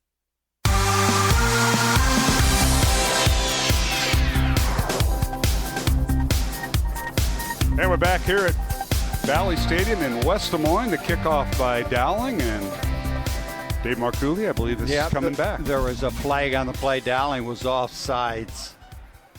All right, well, we're going to make them kick it again, Mark. While we have this break, let's go down to Brian Morris with our Jenny Farrell team sideline report. As proud Dowling Catholic alums, the Jenny Farrell team at RE/MAX Concepts has been helping generations of Dowling Catholic families with their real estate investments for almost 30 years. Learn more at jenniferfarrell.remax.com. Brian Morris, come on in. That was quite the drive, Brian. 13 plays, 90 yards by the Dowling offense. Yeah, the coach has to be really happy with that. That was just a good sustained drive. They didn't give themselves any penalties on that drive, so it really was just a nice, steady move the ball down the field, and a nice touchdown run there by Ian Middleton. Now Kuhn will kick off from the 35 after the Maroons, and now the ball hits one of the Dowling's upbacks. got it. Dowling's got it. No signal yet from the official. That's what counts, Dave. No, you got me. And they do. You're exactly right, Dave. It's Dowling football as they recover the fumble right at their own 49-yard line. What happened? You know, I don't know if that was intentional or not. He wanted to squib it hard, but it bounced right off the front man for Johnston. Yeah, it came right back to him. And Pagano was the one who got the fumble, guys. Pagano recovers the fumble, as we saw on the replay. And it'll be Dowling with the first down at their own 49. 10:38 remaining here in the first quarter. Recovered a deflected ball that was meant to be a squib kick. And the Maroons will take it. Nahas back to throw, and the ball is picked off. Intercepted by Johnston. And Jarrett Beatty on the return. And they're going to spot him out of bounds at the Dowling 23. So one turnover deserves another, and Beatty with the interception. Well, that was a quick pass intended for Jeffrey Roberts. And Jeffrey Roberts had a cornerback on him, and Beatty was on the inside, read it perfectly, and came from his inside linebacking position and made the interception. And tackled by Cade Krause, the Dowling center. But Johnston with a first down at the Dowling 24-yard line. So both teams exchanged turnovers here in a matter of 10 seconds, Dave, as we write the time down. So the Johnston offense will make their appearance on the field. Dowling's defense tonight, Ryan Bobo, Brady Hagan, Miles Elcott, and Anthony McDonald, the front four. Kyle Schumacher, Carlos Blunt, Leo Pagano, and Joe L. Sanko, the linebackers. Jordan Watson, Jeremiah Robertson, and Maddox Capola in the secondary for the Maroons. Back to throw is Grider. Rolls out, and the ball is caught at the 20-yard line. A little comebacker for a 4-yard gain. Well, that ball, it looked like it hit the ground, but unfortunately we don't have replay, Mark. Yeah, well, we do, but Waugh with the catch. A replay that the officials care about. That's correct. That's tomorrow, Dave, and on Sunday, and tonight. Kansas City Chiefs down in Brazil. In Brazil, taking on the How'd you like LA to be down in Chargers. Brazil playing football tonight? A little humid down there, I believe. All right, 2nd and 7, Johnson from the Dowling 20. Handoff goes to their tailback, and that is Emory Jones, and he's stacked up at the line of scrimmage for no gain. So it's 3rd and long now for Johnston at the Dowling 20. There were probably 8 Dowling players in on that tackle, so I can't call the first guy there, Mark. That was a gang tackle. Nice job by the defense. Yep, they stepped up nicely there. We mentioned them earlier. Front four. Now it's 3rd and 7 for the Johnston Dragons. Dowling leads it 7-3, 9:05 remaining here in the second quarter. Back to throw is Grider. Looks in the end zone. He overthrew his man. Ball tipped and intercepted by the Maroons. Picked off by Dowling in the end zone. And that being Jordan Watson with the pick in the end zone. We're going to see it on the replay here. So we've had 3 turnovers in less than 2 minutes. I think number 2 for Dowling hit it. Tipped it, yep. Yeah, I think he did. Watson gets and the then interception. Watson came up with it. Tipped and intercepted. Yes, well, the receiver play. for Johnston was right there, too. And that being Henry Clevenger, the leading receiver. So, Brian Morris, will go right back to you. What a turn of events there. 3 turnovers in a matter of 2 minutes. Yeah, and this is odd, guys. They're putting the ball like on the half-yard line. I thought he took it and it kind of fell into the end zone, and it would have been a touchback. So I'm a little surprised they put it on the half-yard line. I don't know if Coach Wilson at Dowling was getting some information from up here. I think, nonetheless, it was tipped. And Dowling's going to get the ball on the 1-yard line. So they got their work cut out for them. This is kind of bittersweet here, Yeah. Dave. You got the ball back, but look where you get the ball back. And Yeah. everything is all squared away, so it'll be first down Maroons at their own 1-yard line. The Dowling offense comes on the field. Linebackers are probably going to come up a little bit for Johnston. Oh, absolutely. Put pressure on them. Look for the interception. So Dowling's got to be very careful on what they do here. Drexler, Roberts, and Jimmy Nahas, receivers split to the left. Handoff goes to Middleton, trying to find a hole. He bounces off a tackle and gets up to the 4-yard line. He'll gain 3, and it'll bring up 2nd down and 7. Went over the right side behind Max Thomas and Evan Mitchell again, using their blocks to pick up what he can. Picked up about 2. Maroon offensive line, left tackle to right tackle, Carter Barrett, Josh Miller, Cade Cross is the center, Evan Mitchell, as you mentioned, and Max Thomas are the right guard and right tackle, respectively. Tight ends, Quinn Smolbach, number 7. Leighton Oldfield, number 32. Back to throw, Nahas fires it out. Caught by Sammy Drexler, and he slips up, and they're going to give him forward progress after the catch to the 20-yard line. A gain of 16 there, Dave. Well, a Johnston player got him by the shoelacer. That he would have gone all the way. Drexler's got the speed. That was a nice route and a nice pass by Joey Nahas. 1st and 10 Dowling at their own 20-yard line, so they came out from their own end zone. Now here's a pass that was faked by Nahas, and he's brought down at the 21, loss of 1. So kind of a quasi quarterback draw. He faked a lateral pass to the flanker to the right side, then kept it. Yeah, he faked it, and then he fouled Ian Middleton up the middle and picked up what he could, which wasn't a whole lot, Mark. We'll give him a yard, Dave. All right. A little bit different view. A yard's a yard. A little bit different view than you had last week. Right. On the field. All right, 3 receivers right. 2nd and 9 Dowling. 7:31 remaining second quarter. Back to throw Nahas. Low snap. Fires the ball out, and it's caught. Out of bounds is Jeffrey Roberts. As he crossed the 25, they'll spot him at the 26. Gain of 5. Jeffrey Roberts was the inside receiver lined up as a flanker. Did an out pattern. And Joey Nahas once again put it right on the numbers. Yes, he did. A lot of it's timing. We've seen Absolutely. that out of the timing's very good tonight. It is. And we've seen that with Johnson. Grider, the backup quarterback, getting the start over Helming. And he's done a pretty good job with his timing routes. Maroons now with 3 receivers right, 1 to the left, 4 receivers, empty backfield. Joey Nahas at quarterback. Looks right, throws right, fires it out. It's caught by Drexler. He got the first down. Crosses the 30, which is where he needed to go, and up to the 33-yard line for the first down. That time you have Middleton and Drexler on the same side. A lot of speed. Most likely Drexler's going to catch the ball. Middleton will block for him. Now here's a quick pass into the flat top of the screen. Caught by That's Jeffrey Roberts again. Mm-hmm. And they're lining him up opposite Sam Drexler right now and Ian Middleton, which means Roberts has single coverage. and that's tough. That was a 2-yard gain. So it's 2nd and 8, Dowling. 3 receivers left this time, 2 to the right, empty backfield. Nahas back to throw, fires out, caught by Drexler at the 40, slips to tackle 45, and he's brought down inside the 50, down to the 49 of Dowling, and making the tackle is Elijah Angelo for Johnston, number 12, and it's 1st and 10, Dowling. Same play as 3 plays ago. Middleton on one side running as a blocker, and Drexler inside running an out. 16-yard gain, 1st down Maroons, 3 receivers right, hand off Middleton. He's got some room, bounces outside 45 and run out of bounds at the 43 of Johnston. Picks up 6. Nice job by Ian making the first tackler miss, able to pick up a few extra yards there. That'll be 2nd down for Dowling. 2nd and 4 they'll call it at the Johnston 43.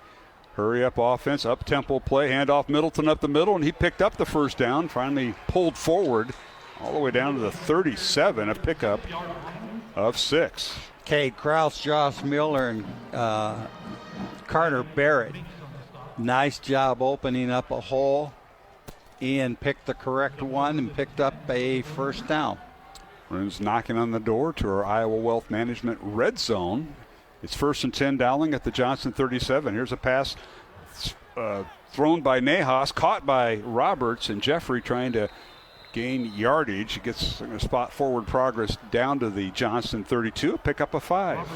Hoffbauer and Drexler in front of them, and when you run a play like that, both those guys got to get their blocks, and they had a little bit of problem, and thus not much of a play or not much yardage pickup. No, it isn't, but it's 2nd and 6, Dowling from the Johnston 32. Back to throw is Nahas, avoids pressure, fires into the end zone. He's got a man wide open, and he dropped it. Incomplete. Preston Hoffbauer wants that back. He'll want that play back. Preston was wide open, had it in his hands, touchdown negated, and it'll bring up 3rd and 6. Beautiful fake inside, and Nahas stepped up in the hole and threw a perfect pass. Nonetheless, it brings up 3rd down and 6 for the Maroons. Maroons will interchange their backs. Smallback will be split out wide left with Drexler to the left of the screen, 2 receivers to the right. Back to throw is Nahas. Fires downfield, and on a comebacker, incomplete. He kind of let everybody too long. That was Sam Drexler. That was the intended receiver, and that'll bring up 4th down and 6 for the Maroons on back-to-back incompletions. Yeah, it looks like Drexler was running a go pattern, and Nahas thought he might break it out. Thus, an incomplete pass, quite a bit short of Drexler. Maroons were interchanging tailbacks there as we're going to go for it. 4th and 6, Dowling from the 33 of Johnston. Back to throw Nahas. Has time, fires it out. He overthrew his man Drexler, incomplete, and Johnston will take over on downs. They went back to that Drexler from the flanker position, running an out pattern a little bit deeper than he has been. And the pass fell incomplete, so it's Johnston's ball. Well, let's go down to our sideline reporter, Brian Morris. This is the Jenny Farrell team sideline report. Proud Catholic Dowling alums, and they've been helping generations of Dowling families with their real estate investments for almost 30 years. JenniferFarrell.remax.com. Brian, Maroons started on their own 1-yard line, got all the way down to 33 of Johnston. Yeah, two good drives there for the Maroons. They just couldn't finish it off there. And again, they had the play called right. It just fell incomplete, and now the defense is going to have to stand up now. And you just hit the nail on the head. Johnston on 1st down from their own 33-yard line. Handoff goes, I think it was Jones in the backfield, and he was stood up, and they're going to mark forward progress back inside the 30. A loss of 4 back to the 29-yard line. Yeah, wow. they tried running a draw play, and that was the wrong play to do. Hagan, Miles in on the tackle on the inside. So that'll bring up 2nd and 14, Johnston. Game clock at 4:30 remaining here in the second quarter. Reminder at halftime, we'll go down to Brian. He'll have thoughts and comments from head coach Tom Wilson of Dowling Catholic at halftime. Handoff Jones again, and he kind of ping-pongs off everybody, and he's dropped the 30-yard line. So he'll pick up a yard, and it'll bring up 3rd and long. Well, without question, the last 2 plays, Dowling's line of scrimmage, their defensive line has completely dominated the offensive for Johnston. They're standing them up, linebackers come up and make the tackle. 3rd and 13 for Johnston. Dowling leading 7-3. 3 minutes, 50 seconds remaining here in the second quarter. Johnston with 3rd and 13 from their own 30. Back to throw is Grider. Steps up in the pocket, fires over the middle, and he tried to hit his intended receiver, Henry Clevenger, and it's incomplete. Clevenger had the bulk of the receptions last week in the win over Waukee for the Johnston Dragons, but not there. And it'll bring up 4th down. And the punting unit coming in here, Dave, for Johnston. And again, that front defensive line putting a lot of pressure on them. Ryan Bobo rushing hard from his outside. Dowling has Drexler back deep to receive the punt, standing inside his 35-yard line. He's dangerous back there, Mark. See if they can get the return set up. Ricky Solis Downing is the punter. He wears number 16, awaiting the snap from Isaiah Thompson. Gets it away. Good high end over end kick, fielded by Drexler at the 33. Makes a move. Penalty flag down the far sideline, out of bounds at midfield. This may be coming back. No, it was a face mask. The only thing I can think of is it was a face mask. There was no one blocking for him, so it's got to be on Johnston.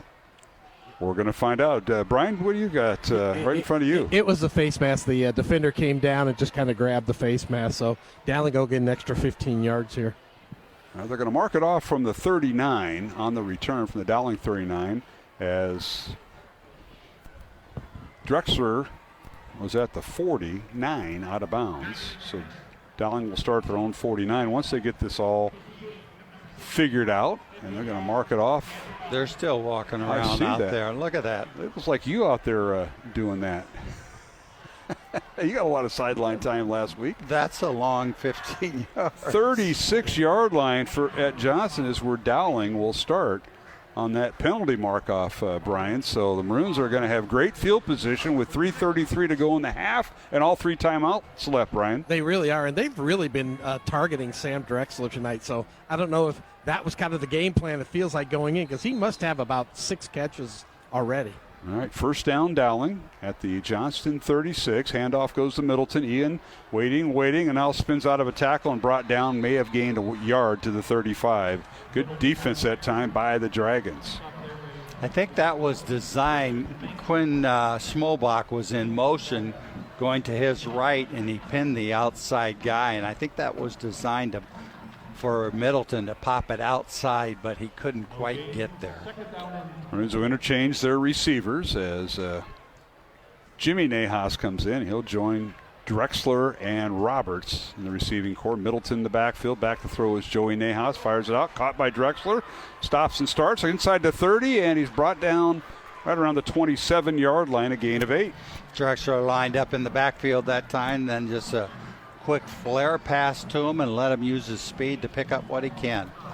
3rd and very short. Reminder, at halftime, we'll talk Catholic Football League. They had their all their teams introduced in the pregame. Garrett Hill, the president of Greater Des Moines Catholic Football League, will join me at halftime, so stay tuned. Handoff is Middleton. Ian slips a tackle at the 25 and rolls out of bounds. They say he stepped out at the 19-yard line of Johnston. He'll pick up 8 yards. Nice play by Ian, once again reading the blocks as he does so well and picking up a nice gain, and Dowling's ready to go. 1st and 10 Dowling at the 19 of Johnston, 2:20 to go, and now a little pass going to Drexler trying to get outside. They try to grab him by the face mask. Well, the collar, the back collar, which is illegal, but he'll get inside the 15 and spot him down at the 13-yard line there, Dave. Yeah, now they moved Drexler into the backfield and they're running a lot of flare passes to him, getting the ball to him quickly and letting him try and use his speed. 3 receivers left, tight end to the left. Here's a snap and handoff Middleton right side. Now bounces outside, angling for the the pylon, or rather the first down marker, and I think he got it. He's inside the 10 down to the 9-yard line. He picks up 4, but is it enough? That's what Middleton does so well. He goes inside and leads everyone to believe that that's where he's going to run it. And that last second, he pops it outside, and he gets that corner. And they're going to give him the first down. First and goal, Dowling. 2:07 to go here in the second quarter. Dowling leading 7-3 and knocking on the door as they are in the Iowa Wealth Management Red Zone. Iowa Wealth Management, a fee-only investment advisory firm helping clients grow and protect their wealth. Learn more at iowawealth.com. We'll keep it here with 2:07 to go in the first half. Dowling 7, Johnston 3. And let's go down to Brian Morris with our Jenny Farrell team sideline report. Brian, take it away. Yeah, guys, that one, Coach Wilson, I think he must have decided he wanted to do another call because the offense was getting ready to snap that ball, but he ran down and got a timeout real quick. But again, tonight the Dowling offense has put together three really good drives, right? And again, that's what we talked about last week. They couldn't sustain those drives. So the offensive line's doing a nice job of opening up some holes. And again, Drexler, I'll be curious at halftime. He's got to have 8 catches already. Brian, it does look like they're really keying on Drexler and trying to get him the ball as quickly as they can and letting him use his speed. And Roberts keeps going deep and trying to get open down that way. All right. Thanks for that sideline report. Brought to you by the Jenny Farrell Group, Remax Concepts. JenniferFarrell.remax.com. All right. Dowling out of the timeout. Called by the Maroons. I think they have 2 remaining. 3 receivers left. Middleton in the backfield. Nahas at quarterback. Joey hands off to Middleton inside the 5. Carrying tacklers in the end zone. Holy cow. About 4. Touchdown. We'll see it on the replay for you CISN viewers. But he and Middleton showing some strength. 9 yards out. Mark, you and I could have found that hole. No way. Cow.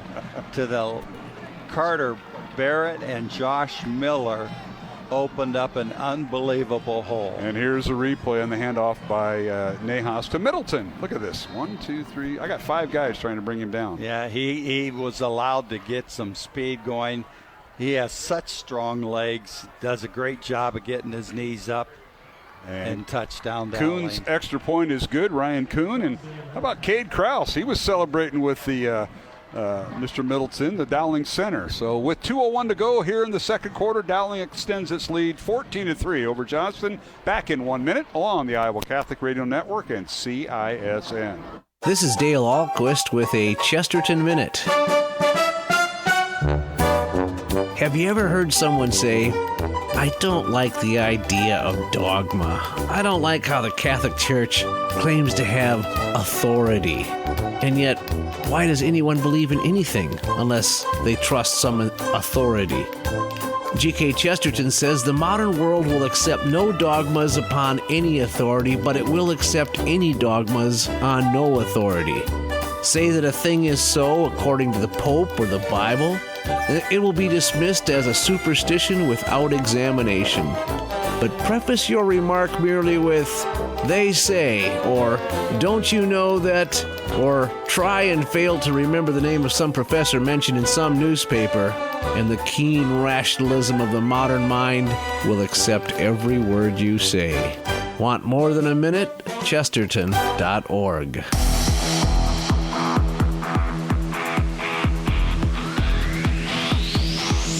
And we're back here at Valley Stadium in West Des Moines. Week 2 of the Iowa high school football season on Iowa Catholic Radio and CISN. Kickoff by Dowling, picked up by Johnston at the 20-yard line. And on the return, the Dragons turn the corner.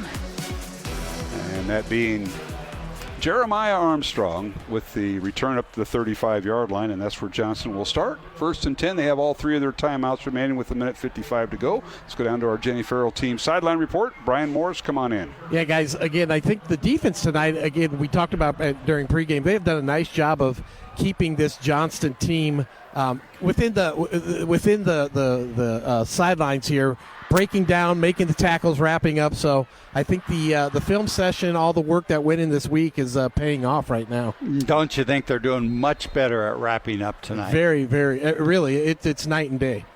And Brian Morris will be talking to Coach Wilson at halftime. I'm sure he'll have a question or two for Coach. Dowling going on a 6-play, 51-yard drive, capped off by Ian Middleton's second touchdown of the night. Now on first down, the Dragons with the football, and I believe that is the backup tailback in there for Johnston, and that would be Jeremiah Armstrong with the carry. And Brady Hagan, nice job making the tackle from his defensive tackle position. Gets it up to the 38-yard line, gain of 3. Now, Brady Hagan, didn't talk about him a whole lot last week or Ryan Bobo. It was a Valley offensive line, and they did a good job on the Maroons. And now it is 2nd and 7 here for the Dragons, all on their own 38-yard line. Coach Brian Woodley has all 3 of his timeouts remaining. Coach Woodley in his 24th year. Now a ball snapped over the head of Grider, the quarterback, and he wrestled it down back at the 22-yard line, a loss of 16. Well, they're trying to confuse the quarterback with the linebackers coming up and dropping back and not giving anything away. But I think it confused the center more than anyone because he snapped it over his head. We got a timeout on the field. We'll take it with them. 1 minute, 5 seconds remaining here in the second quarter. 14-3, Dowling over Johnston. Back in 1 minute on the Iowa Catholic Radio Network and CISN. Support for Iowa Catholic Radio is provided by CTO. Your support has helped thousands of students attend our Catholic schools. CTOIowa.org. At CTO, the bottom line, it's for the kids and their future. The on-air portion of the Iowa Catholic Radio Fall Fundraiser starts Tuesday, September 30th. Our theme is Hope with Frequency. Be sure to tune in for stories of hope from right here in our listening area as we seek to be fully funded for the remainder of this Jubilee Year of Hope. But you don't have to wait to pledge. Call 515-223-1150 or donate now at iowacatholicradio.com. Your gift will be matched dollar for dollar. And thank you for supporting Iowa Catholic Radio. Mercy One is proud to support Iowa Catholic Radio. Mercy One helps you live your best life. Find personalized care for you and your loved ones at mercyone.org.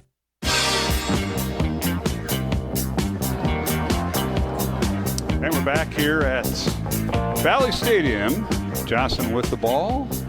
And they run a running play. Another timeout called. Dowling burning their timeouts. They want the ball back. 1 minute remaining here in the first half. Dowling 14, Johnston 3. Dragons now facing a 4th and 17 here. Mark Hamadale joined by Dave Marcoullier tonight, sitting in for Matt Maindring and Brian Morris. And Dave, Dowling is doing the clock management. They're going to force Johnston to punt. The Maroon offense will get the ball one more time. Yeah, this is going to be a great opportunity for the offense to work on their 2-minute or 1 minute, as it turns out, offense.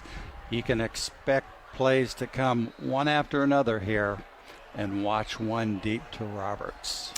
Reminder at halftime, we'll have the president of the Greater Des Moines Catholic Football League, Garrett Hill, will join me here on Iowa Catholic Radio. CISN will go back to their studios for their programming, so you won't be able to see the interview with Garrett, but we'll be on Iowa Catholic Radio, so tune in. Now 4th down for Johnston as the Dragons bring in their punter, and that being Ricky Solis Downing. He gets a punt away, high end over end kick. Maroons will let it bounce inside the 30. Now it takes a Johnston roll, picked up by Drexler at the 30, down the near sideline he goes, cuts up field the 40, and finally brought down at the 46-yard line with 45 seconds remaining. So it wasn't a natural return day, but Drexler followed the ball and picked it up and got up to the 46. Oh, he did a real nice job. He tried to cut it outside and draw Johnston's Jaden Hauser to go out with him. He didn't fall for that, and he tried to break it in and couldn't quite make it. So they have the ball on the 46-yard line, Mark. So the Dowling offense on the field. Sam Drexler, Jeffrey Roberts, and Jimmy Nahas split out wide right. Middleton in the backfield. Ian Middleton, the 215-pound senior. Joey Nahas at quarterback. Hands off to Middleton. Up the middle he goes. He's got the first down and more inside the 40, and he's dropped there. Dowling out of timeouts, but the clock will stop on the first down at the Johnston 37. Again, Cade Krause with a great block, and Josh Miller on the inside. Middleton found the hole and got a huge first down. Maroons will split out 3 receivers to the right. two to the left. Empty backfield. Joey Nahas at quarterback. Little pass to the left, caught by Roberts, and he's brought down. Clock will continue to run with 22 seconds remaining. And Maroons in hurry-up mode here. They may have to spike the ball. We'll see. And they do. So that'll stop the clock with 13 seconds, but it costs them a down. It'll bring up 3rd and long here for Dowling. Now everyone's coming over. They got to remember that's not a timeout. That's right. Sometimes they get confused and think it's a timeout, and they start. When I was coaching, kids did that all the time. You got to tell them, nope, that's just a down.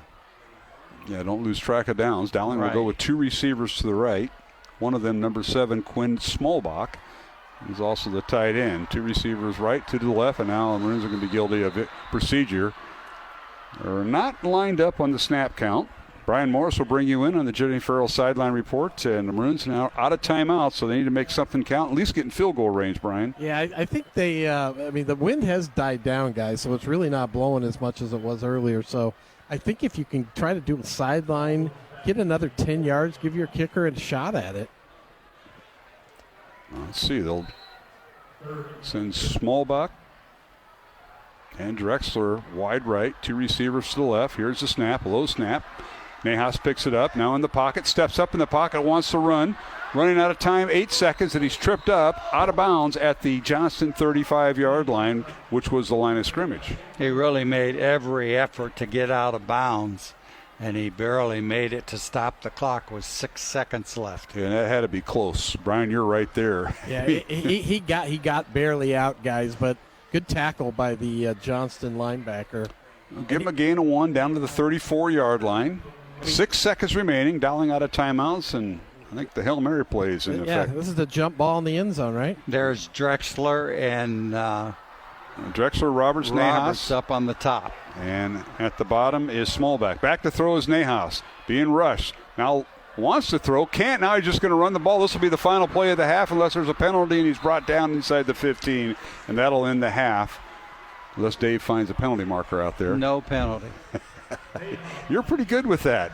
All right, we're going to halftime. Dowling 14, Johnston 3, as Brian Morris catching up with head coach Tom Wilson. We'll let him get set with Coach Wilson, but not a bad first half by Dowling as Maroons pair of touchdown runs by Ian Middleton of 13 yards and 9 yards, and Johnston a 20-yard field goal by Downing. Let's go down to Brian Morris with our halftime report from head coach Tom Wilson. Coach, you got to be pleased with the offense overall for that half. They had 3 really good drives. The one touchdown didn't, but 2 really good drives that sustained and took a lot of good effort from the Maroons tonight.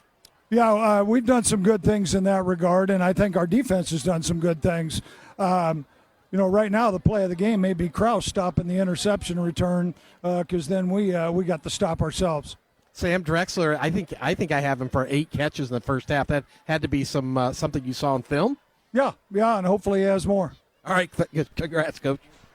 Yeah, there's a straight answer. Hope he has more, Brian. Nice job out of you. Wow, what a horrible question out of me. What is going on? But nice job. I've got you on CISN. You're the only guy on camera tonight. Gosh. I should have been wearing my Jenny Farrell shirt, man. You should. Yeah, we're trying to give you as many plugs, so we appreciate that. That last sideline report was from the Jenny Farrell team. Brian Moore's part of that. Proud supporter of Dowling Catholic football and sports, and appreciate assisting with their real estate investments for Dowling families for almost 30 years. Learn more at jenniferfarrell.remax.com, or if you want to call Jenny in person, 515-779 and 7500. Along with Dave Marcouli and Mark Hemmedale, we're going to take a 2-minute break, Sean. 2-minute break along our network stations, Iowa Catholic Radio and CISN. Halftime score, Dowling 14, Johnston 3, and we'll return talking CFL. That's Catholic League football at halftime with Garrett Hill. Hope you join us for that on Iowa Catholic Radio and CISN. Iowa Catholic Radio is 105.5 KIHS, Perry, Des Moines, 89.3 KDVM, Mason City, and 89.9 KCSL, Spencer, Spirit Lake, or anywhere on the Iowa Catholic Radio app. Lumen Media of the Diocese of Sioux City Office of Communications offers Diocesan News Weekly. Read about the upcoming Called Youth Conference with a nationwide speaker and Mass with the Bishop, a Magnificat night with the Society of Our Lady of the Trinity, a new Grace Notes column, reaching high school students after confirmation with Humboldt Salt and Light Group. These features and the latest podcast are in the next Lumen Notes edition, delivered by text or email. 60 Seconds with Archbishop Fulton J. Sheen. Turn over the pages of sacred scripture. What do you find? You find a record of men to whom God has spoken. And you'll also find a record of men who listened to him. In other words, scripture is fulfilled in concrete, living dialogues. Now, men do not always want that dialogue with God. At one time, they desire it. At another time, they fear it. Adam was afraid when God called him in the garden. Cain was afraid when God spoke to him. Moses was afraid before the burning bush. When you and I have a dialogue with God, what makes it up? One thing that makes it up is, first of all, a consciousness of our own sin. And the other is the voice of God urging us to confess it, to seek his mercy. The people you know and trust are on EWTN. Maroon football lives here. Touchdown, He is up and over the top. All season long. Dowling wins it in overtime. The Maroons storm the field. On 105.5 KIHS, Perry, Des Moines.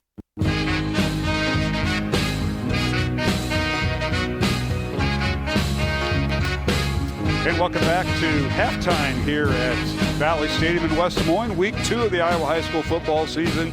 And Dowling leading Johnston 14-3. Dowling ranked 2nd in Class 5A. Johnston ranked 9th in Class 5A, according to Des Moines Register. But we're going to talk Catholic Football League. The Greater Des Moines Catholic Football League season it gets underway tomorrow, but practices have been going on as all divisions have begun. And we're bringing in the brand new president of the Greater Des Moines Catholic Football League, Garrett Hill. Boy, I'm used to talking to Jeps in the last 12 years, and now Garrett, welcome. Yeah, and thanks for joining us. Thank you. No, excited to be here. This is a big night for us. Always look forward to this every year. Coming out, we get all the kids on the field. You get to see them run across. We had over 500 kids here tonight. We have a total, actually, of 557 players signed up to play with us this year. And you got them all in that northeast end zone here at the stadium. That's amazing. Yep, and we managed to get through today. Not many kids falling as they were running across, so I would say that's a successful night. Garrett, I'll be quite honest with you. After seeing this happen many, many years, I'm not worried about the kids. It's the coaches and the other supports, the adults I'm worried about falling. Oh, yeah, absolutely. All right. Well, you mentioned the number of registrations for 2025 for the Catholic Football League, exceeding last year's number. That's always great. But for folks that aren't familiar, you have the flag for the little kids, a transitional league, which is flag to tackle, and then you have the tackle football. So give us an update on that. Yeah, that's right. So we believe in a progressional model, similar to what you see in baseball. You start with T-ball, you move up, you continue to progress with baseball. Same thing with football is what we're doing. So we start out, we're flag football 1st through 3rd grade, and then in 4th and 5th we move into what we call transitional flag, which is essentially, it's still flag football. Our rules are still all the same, except we're wearing helmets and shoulder pads. The contact increases a little bit, so we're gradually increasing that contact for the player. And then once we get to 6th and 7th grade, that's where we're going full tackle. At that point, too, we move into playing in the Mid-Iowa League. So everything we're doing 1st through 5th grade is in-house, where we organize the kids by school. And it's, a lot of times you'll have, St. Francis team, a Sacred Heart team, St. Pius team. They play each other over at Dowling's campus. With our 6th and 7th grade, we play in the Mid-Iowa League, and that's when we start introducing the Waukees, the other schools that you would see in the CIML as well. Sure. Again, we're visiting with Garrett Hill, the president of the Catholic Football League. Here on Iowa Catholic Radio, we're at halftime. Dowling leading 14-3 over Johnston. And with the growth of the league, you need to purchase equipment. And, talk about the equipment that you use. And before we get to some of the other nuts and bolts, but equipment's very important, protecting these youngsters. I know moms are always concerned, I don't want my little Johnny to get hit, but yet football is a contact sport. Talk about that. Absolutely. So safety is our top priority. That's the number one thing. That's what I talk to our coaches about. It's about, managing practices, make sure we're doing good drills in practice, safe drills in practice, giving them the resources that they need to be able to do that as well. But also with the equipment, that's a key piece of safety. So this year we actually purchased 115 brand new Riedel helmets. All of those have been put into use this year. In addition to that, we purchased 50 new Guardian caps as well. So our tackle players, when they're out at practice, just like if you go to a Dowling high school practice, you'll see all of their players are wearing the Guardian caps. We do the same thing in practice with our 6th and 7th graders. That is a big improvement with safety. I remember when Coach Wilson was with Coach Joensen and talking about the safety. This all came about many years ago with the concussion syndrome the NFL had, and then they got it down to the youth football. And I know Coach Joensen, Coach Wilson, and many other Central Iowa coaches got into that about the safety part.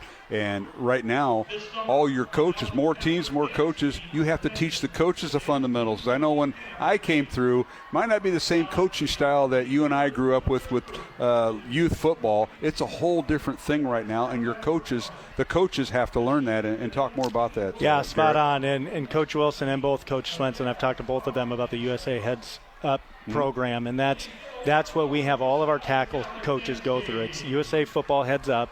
It teaches them not only proper tackling techniques, but it also goes through a lot of the signs to look for a concussion and really the new way to look at things. Go back 20 years and it was, you get hit on the football field, you got your bell rung, go back in there.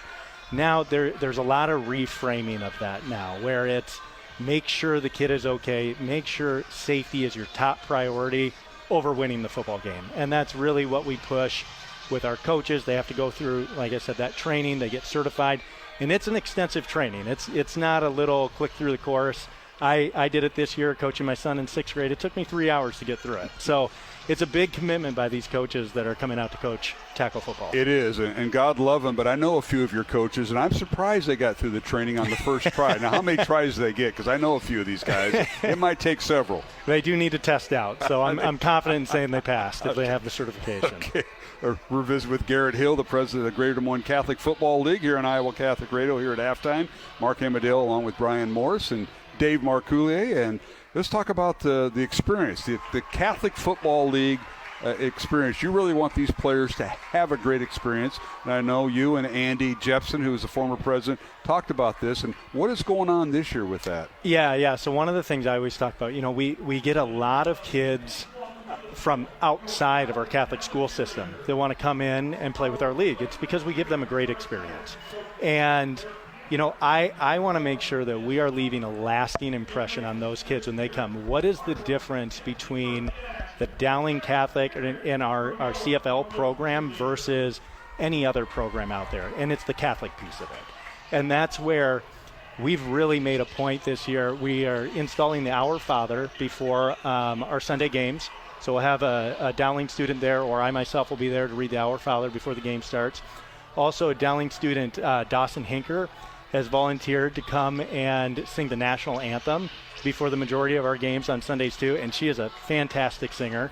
She sang the national anthem for some home basketball games where I got to know her, and then she was selected to do the national anthem at the state basketball tournament. That's how good Dawson is. You got a good one there. Yep. We have an excellent singer there. She's and great. I got connected with her. My son plays with her little brother on a basketball team this summer, and her little brother's on our football team this year too. That's so awesome.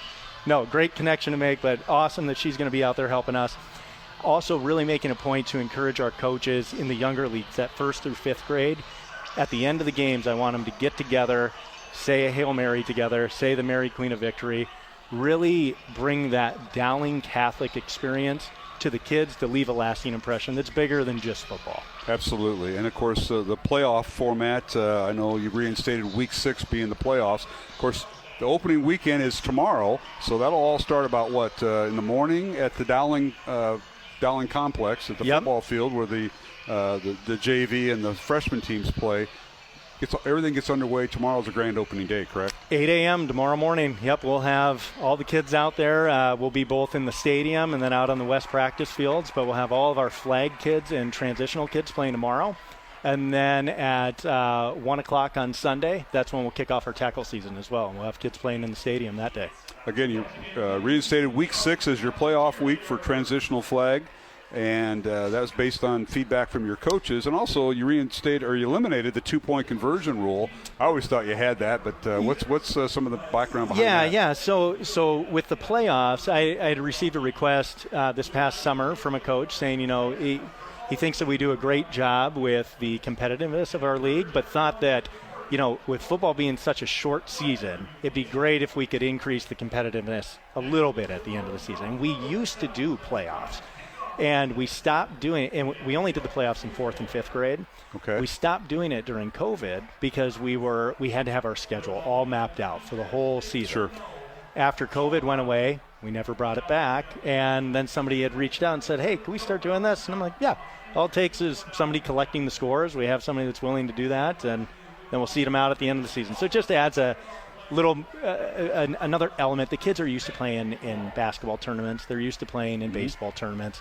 So it just adds another element that they can look forward to at the end of the season. Again, we're visiting with Garrett Hill. He's the president of Dowling Greater Des Moines Catholic Football League here on Iowa Catholic Radio. Mark Hamill joining you tonight. And, something that started this year, great to see. We haven't talked much about it in our first half, but is the Dowling Catholic High School Kids Captain program, and giving children that face hardships a VIP game day experience. And you have one tonight, and I know that that family is here, and haven't seen them up here on Media Row, but that's okay. Dave Marcouli and I are kind of intimidating. I might have to get them up here. But talk more about that, Garrett, the Kid Captain program. Yeah, so this was started by Ryan Vogt had first stood this up this summer, and he had reached out looking to see if we could help promote it, looking for a sponsor for it. And after reading through that and seeing what it was, it's for kids, it's for football.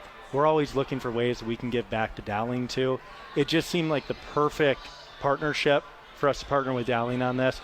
And tonight, when I got to meet the family down there, and Luca and his family and his dad were out there, just really, really fantastic. I'll let you read more about the family there, but you're talking about Luca Patty, who is from St. Augustine's Catholic School. Yes, correct. So, Luca came out here. He's quiet. So what the write-up here, Luca's quiet, polite, hardworking young man. He stepped up for his family while excelling in the classroom, building confidence in himself. He's leaned on coaches, mentors, friends who have stepped in to play catch, to work on his football skills, and shared special moments that have helped him grow both on and off the field. There was a curveball thrown at Luca just with some of the health challenges that his family is going through right now. And to be able to bring him here and his whole family here, and, at the beginning game, the players were coming over, giving him high fives. The coaches came over, gave him high fives. The referees were having pictures with him. Just, fantastic experience. And we're going to give our listeners some more information about how to get in touch with the Greater Des Moines Catholic Football League. But you have established a financial assistance application and review committee to ensure that all the kids have an opportunity to play regardless of their financial situation. And that'll be our closing discussion. Yeah. How that got started. Yeah. So, There is a need for that. Every year I get reached out to from families, for one reason or another, and our cost to play is around $250 for the tackle program, and sometimes there's a need for that, and we don't want any family not playing football because of that. So we have a way to sponsor those families. We have an application set up now, so it's a little bit more formalized moving forward, but that is available. And it was shared, and we did leverage that this year for several families. And the website for all this information, I'm guessing, is all on the website, dmcatholicfootball.com. Again, that's dmcatholicfootball.com. Folks can do that. And let's talk about your board. You're the president, Garrett. I don't know if it was a unanimous vote. Don't really care, but you're here tonight. And Jepson's not. He's probably getting ready for Grandview football tomorrow against Benedictine. But Tyler Miklo and Gabe Mitchell are the vice presidents, and Greg Clausen, the treasurer, and some guy named Jay Rickey, who keeps the scoreboard during basketball all season long at Dowling for the varsity games. He is your secretary. So you got a so group there. I'd give them an A+. It's a great crew of guys. I mean, I wouldn't be able to do this by myself, and those guys help out so much. Everybody takes a little piece of this, and it's definitely a group effort, and it's awesome. Even though Jepson's retired, he's like an emeritus, correct, something like that. He's still here in the background. I have him on speed dial. I called him today, and I'm like, hey, how much are we paying referees? I have no idea. So, no, him and I are in regular contact. Well, Garrett, we appreciate you taking time talking about the Greater Des Moines Catholic Football League. It has been a big part of the Dowling program, and the baton has been handed off to you. I've got to visit with many presidents in the 40-some years that I've done this, and this is the backbone of a program, and it's the Greater Des Moines Catholic Football League. Thank you for taking time here on Iowa Catholic Radio and CISN on our video side. And if any closing thoughts you want to give our listeners? No, just appreciate you having me. It's a great thing. I love doing this for the kids. I love the support that we get from the high school with it too. I mean, Coach Wilson's always there to help us out with anything. Colleen Webb, always there to help us out with anything we need. Tyler Miklo up at Dowling too. I mean, we have a great support, great crew of people putting work into this, and it's just awesome to see everybody come together and this look like it does today. And tomorrow is opening day for the Greater Des Moines Catholic Football League at the Dowling Field early in the morning. You'll be there with opening comments and the national anthem by the young lady who does such a great job, Dawson Hinker, tomorrow morning. So best of luck. Have a safe season. Have a great season. And thanks for sharing it with us. Yep. Thanks, Mark. All right. Garrett Hill joined us here at halftime. We're going to take a break, come back, start of the second half. We'll take a 1-minute break and return on CISN and Iowa Catholic Radio. Dowling 14, Johnston 3 at the half. Can you imagine living a life without love, marriage, intimacy, sex, having children, or friendship? Of course not. I am Father Thomas Loya with a Theology of the Body moment for the Tabor Life Institute. Why do we desire these things so much? It is because God, who is Father, Son, and Holy Spirit, is a union and communion of persons who united himself with us in what the Scripture describes as a mystical marriage, of fruitful self-giving. Scripture also says that we are made in God's image and likeness, so we too are called to become a union and communion of persons in fruitful self-giving. This is why we cannot imagine living without marriage, intimacy, sex, having children, and friendship. Pope John Paul II said in his Theology of the Body that these are the very things that make us most like God. To find out more about the Theology of the Body, visit taborlife.org. taborlife.org.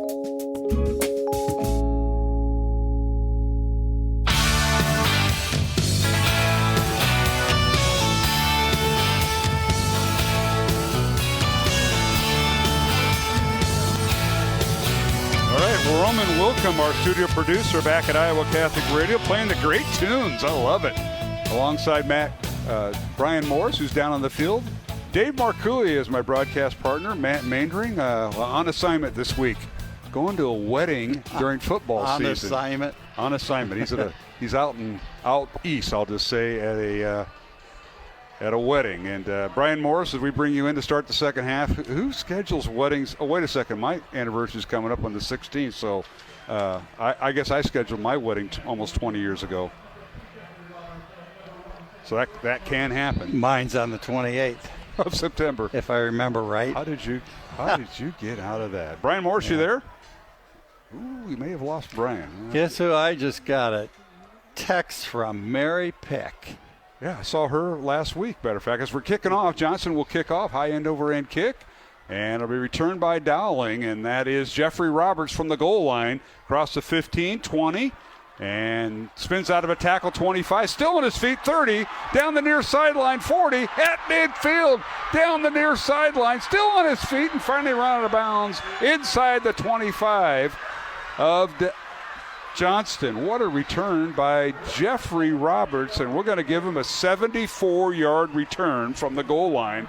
How about that, Dave Mark? He's so talented, and he's got so much speed. Obviously, this is the second time we've got the honor to see him, but he's quite a receiver. Going to Iowa State next year. Yes, he is. And there's a big game in Ames tomorrow, I think. We'll have to talk a little about that. I'm not sure. But as you can tell, if you're watching, this all is coming back. The 74-yard kickoff return, penalty on Dowling, and this will bring him back. And Brian Morris, are you with us now? Yeah, I'm here, guys. There you go. I'm sorry. I was trying to talk, and I don't know if what was going on there. But, yeah, I think they got a block in the back. Yep. On Dowling. So the Maroons will start 1st and 10 from their own 23 on the block in the back. Dowling leading 14-3. We'll go down to Brian here, get his thoughts after halftime. Appreciate Garrett Hill from the Greater Des Moines Catholic Football League joining us at halftime. Dowling with the first down from their own 23-yard line. Handoff Middleton. He's in the secondary. Now it's another foot race at midfield. And Ian brought down at the 35 of Johnston. And that was a touchdown-saving tackle by the Dragons as Isaiah Thompson caught him from behind. He went through the A gap right behind the center, Kate Krause and Josh Miller, the left guard. Great run. 1st and 10, Dowling at the Johnston 34. Now penalty flags down on a first down play. You know, this is a challenge now that we have the lights on in the press box and everything reflects, so it's kind of hard to see the field. Now you want us to turn the lights off. We turned a light on for you. And now a penalty against Dowling will move it back 5 yards to the 39. Middleton's run was for 43 yards. First down Maroons, but then the penalty against Dowling makes it 1st and 15 from the Johnston 39. Coach is not going to like these penalties. Oh, that is never good. Nahas at quarterback, 3 receivers right. Middleton gets the handoff. Right up the middle he goes. Makes a move inside the 30. Still on his feet, 20. Inside the 10. And out of bounds at the 8-yard line. 1st and goal, Dowling and Middleton on a 31-yard run. Yeah, Mark, it looked like the same play. If it works once, why not run it again? And then he put a little juke step on and popped it outside. And a beautiful run by him. He's got such quick feet. Yeah, he took Jarrett Beatty, who had the interception earlier tonight, put the move on him, and now the Maroons put the ball on the ground. They get it down to the 5-yard line, gain of 3, and it'll bring up 2nd and goal on the 5. As Dowling keeps the ball on the ground, Middleton with the carry. Nahas at quarterback. Got 2 receivers to the right. That is Drexler at number 1, and number 3 is Roberts. Handoff Middleton left side. And waiting for his lineman, bowls his way, runs into a semi-wall. Touchdown, Dowling and Ian Middleton from 5 yards out. And that's a typical Ian Middleton run. He just pauses and waits for the lineman to get their blocks. Then he reads it, and he'll take it in from there. And here's a replay on Iowa Catholic Radio and CISN. Picked the hole, found Quinn Schulte right up the middle. Now the extra point by Ryan Kuhn coming up. Quinn Schmolblock. Excuse me. Jack McLaughlin will want to get that name right. Jack McLaughlin, the long snapper. Owen McConville, the hold, ball down, and Ryan Kuhn's extra point is good. Dowling extends its lead to 21-3 over Johnston. Ian Middleton with his 3rd touchdown of the night. We'll take a break with 10:37 to go, 3rd quarter. A timeout on the field. We'll return with the kickoff. Dowling 21, Johnston 3 on Iowa Catholic Radio and CISN. Fast Signs is a custom sign and visual solutions company with an extensive selection of digital signage, interior and exterior signs, banners, and vehicle wraps. Learn more at fastsigns.com. Thank you, Fast Signs in Clive, for your support of Iowa Catholic Radio.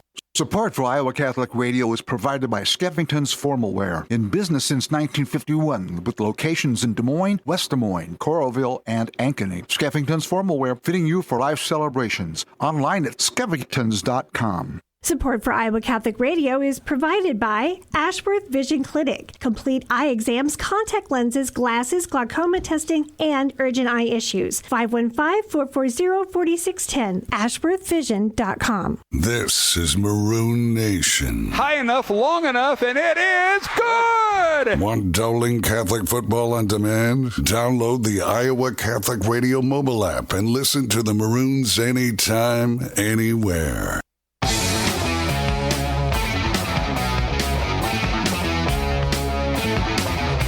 Right, here's the kickoff by Dowling and returned by Johnston up to the 30-yard line. Dragons will have their first offensive series of the second half. 10:31 remaining here in the third quarter. Dowling has extended its lead over Johnston by the score of 21-3 with Ian Middleton's third touchdown run of 5 yards on that last drive that went 77 yards on 5 plays. As we go down to our Jenny Farrell sideline report, Brian Morris, 5 plays, 77 yards. Keep in mind, Drexler returned the kickoff in that same neighborhood, but it was all called back when the Maroons found a way to get in. Yeah, it was all Ian Middleton. I think what Johnston came out is trying to put 2 guys on Drexler, 2 guys on Sam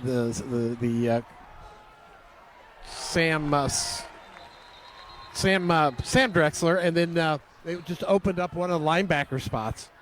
Well, it certainly did, and now Johnston gets their offense on the field. First down from the 30, and Dave, what happened on that last series? Well, they tried running it inside, and Ryan Bobo was right there along with 3 or 4 more of his buddies, and they lost a yard, Mark. They certainly did. They'll move it back. They'll bring up second down and 11 for Johnston. Line of scrimmage was the 31-yard line. It's moved back to the 30. And the quarterback now rolls to his right, fires over the middle. The pass is intercepted, picked off by the Maroons. And Dowling with the interception by Jordan Watson. That's his second of the night, and he returns it inside the 40. Inside or to the Johnston 36-yard line on the pick. Watson's second interception, and Dave will watch the replay on CISN here on Iowa Catholic Radio. Yeah, I don't know what happened in the locker room at halftime, but Dowling really came out inspired this second half in every phase of the game. It's just outstanding right now. Well, it's nice read on intercepting that pass. Jordan Watson stepped in front of it and nice return. It certainly was. And Watson, a 5'9", 170-pound senior, played a little bit last year. And Dave, I would going to put in Brian's ear, maybe Mr. Watson would be somebody to speak to at the end of the ball game. I think probably Watson right now in Middleton with 3 touchdowns. That seems logical. There you go. Now you got to get through their agents, that being the Dowling coaching staff. So, right. Brian, I'll leave that to you and talk with Mr. Crandall and Mr. Pollock about that. That's that's going. I thought you were going to talk NIL with Catholic Football League. Well, that's a couple years away, Brian. It may get there, Brian. We might even get the sideline reporter involved. Hey, there, I'll take it. Well, we kind of do. Dave's trying to retire. We keep bringing him back, and he can be the agent or director of operations. 2nd and 8, Dowling from the 33, and here is a little pass out to Drexler, and Sammy can't get outside. They do that little game where they throw outside the numbers, Dave, and let the receivers battle with the corner and safety, and that time Johnston had that well bottled up. Yeah, they've done that quite a bit tonight. You're right, Mark, and that's to make that play work, those other 2 people in front of him for Dowling have to get their blocks. Sometimes it works, sometimes it doesn't. Yep. And that is one of the hardest blocks to get in the game. So that brings up 3rd down and 9 for Dowling. Game clock at 8.5 minutes to go, third quarter. Dowling 21, Johnston 3. Back to throw is Nahas on 3rd and 9. Sets up in the pocket, now wants to run, and he's going to be stacked up and drop for a loss back to the 38-yard line. He'll lose 4, and that'll bring up 4th down. Well, Johnston basically was in single coverage there. They did double team Jeffrey Roberts, who was running a deep post. Thus, Nahas was unable to find an open receiver. Johnston secondary, credit them on that play. All right, the punting unit coming in for the Maroons. It'll be 4th and 12. And let's see who's into punt for Smid. All right. He did the backup running back. Henry Smid gets it away. Nice He's a pooch kick. punter. High fair catch signal for. Now dropped. I think the one brother stepped in front of the other for Johnston. And what I mean by that, there's twin brothers back there in special teams for the Dragons. And it was Jeremiah Armstrong, the senior, stepped in front of his twin brother Elijah and deflected the ball. But fortunately for Johnston, he fell on it right at the 15-yard line, which is where Johnston will have the football. I think that was Preston Hoffbauer for Dowling, who almost came up with the fumble. Nonetheless, 1st and 10 Johnston from their own 15-yard line. They'll have the ball for the second time here in the second half. Let's go down to our Jenny Farrell sideline report with Brian Morris. And Brian, take it away. You know, the discussion up there earlier, Dave was kind of talking about the not seeing the field and the lighting, and I don't remember Mandering doing any of that. Mr. Mandering does not do that. No, come on, Dave. So we got the light switch turned on for the whole area to be lit up. The lights were off the first half. Yeah, well, I gave him my lamp, and he was using that. Now he's complaining about the glare. So I don't know what to do, Brian. You want to help out if you can. You know, he's just up there calling the game. We do appreciate Dave coming out of retirement tonight. Absolutely. So Margaret's at home listening. No, she's not. No, she's not. I'm telling you right now, she's somewhere else. She's probably watching old movies of Andy Griffith. And I wouldn't admit that on the air. Ball is second down and 6 for Johnston back at the 24. As we get back to action here, we're going to call it the 25. Dragons now have had Greider at quarterback. He's the backup as the starter was hurt last week. And that being Trevor Helming. We haven't seen him tonight. Greider back to throw, fires out, passes overthrown, incomplete. And boy, really left his receiver out to dry there. Dave has put him up in the air and ouch. And he took a lick that time.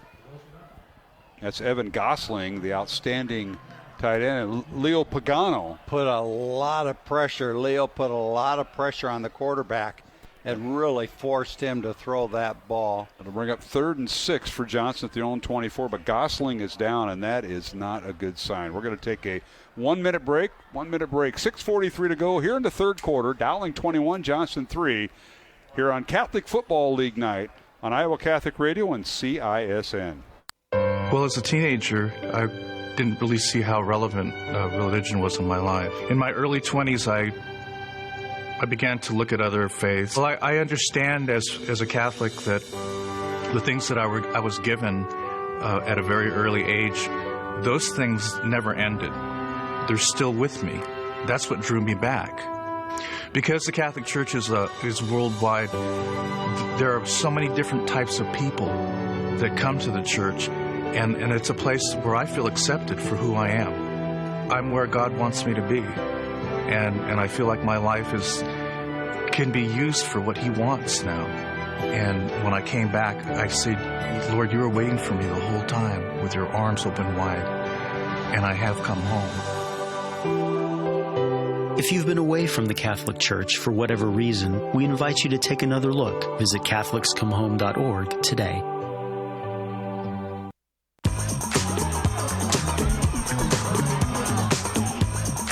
Hey, we're back here at Valley Stadium in week number 2 on Iowa Catholic Radio and CISN. Valley Stadium in West Des Moines. Mark Emmerdale, Matt Mainring not here tonight. Dave Marcouli is. And on that play, Gosling got shaken up, but a penalty on Dowling. And Dave, I didn't hear the full explanation, but we're going to see the replay. But they're saying the receiver was a defenseless receiver and took the hit by the Dowling defensive back that time. And they're going to call a penalty on him. And Johnson's going to get an automatic first down. That was Joel Sanko that was whistled for the penalty. First down, Johnston. Wow. Yeah, I really didn't see anything there either.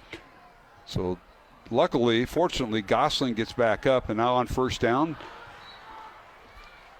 the pass is incomplete. They try to hit the crossing route.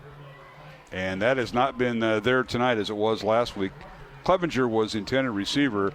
Greider tried to hit him. He had some time, but pass broken up, incomplete. 2nd and 10, Johnston from their own 40. So they get the first down via the 15-yard penalty. Well, the quarterback read that read play, and he wanted to pull it from Jones. Jones wouldn't give it up, and it was a tough pass to throw.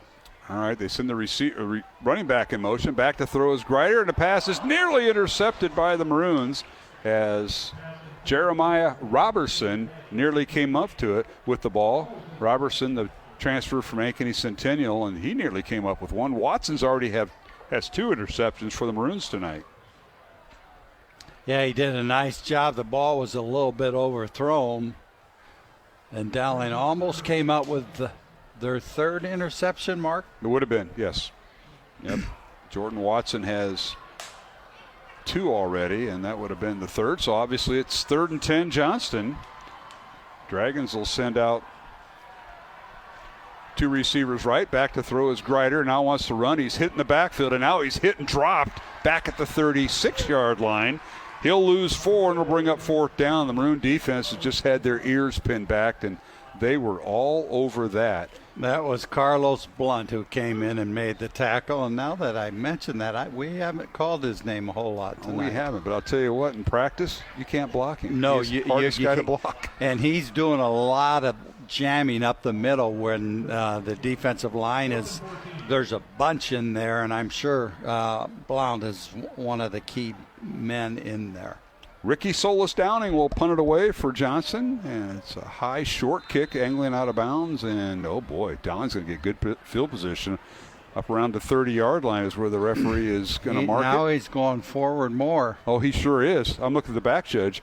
Up to the 50-yard line, so a 14-yard punt, no return. Dowling offense will take the field, and they'll have a first down, Dave, at midfield with 5:50 remaining here in the 3rd quarter. Dowling 21, Johnston 3. Let's go down to our Jenny Farrell sideline reporter, and that is Brian Morrison. Brian, take it away. You know, guys, in that series, it was Trevel Hemming, the number 15, was back in at quarterback. He was their starter last week. He sat out the first half. There were some grumblings he may have been injured, but he was that quarterback that drive. Okay, well, it's Dowling's football at their own 50-yard line, and Nahas at quarterback, and now a penalty. Or stoppage in play on Dowling procedure. So Maroons will go back 5 yards. It'll be 1st and 15 back at the Maroon 45-yard line. And the penalties are piling up for Dowling, and you don't like seeing that. All right, to bring up 1st and 15 Maroons. 5:49 to go, 3rd quarter. Glad you could join us as we are simulcasting tonight with CISN.TV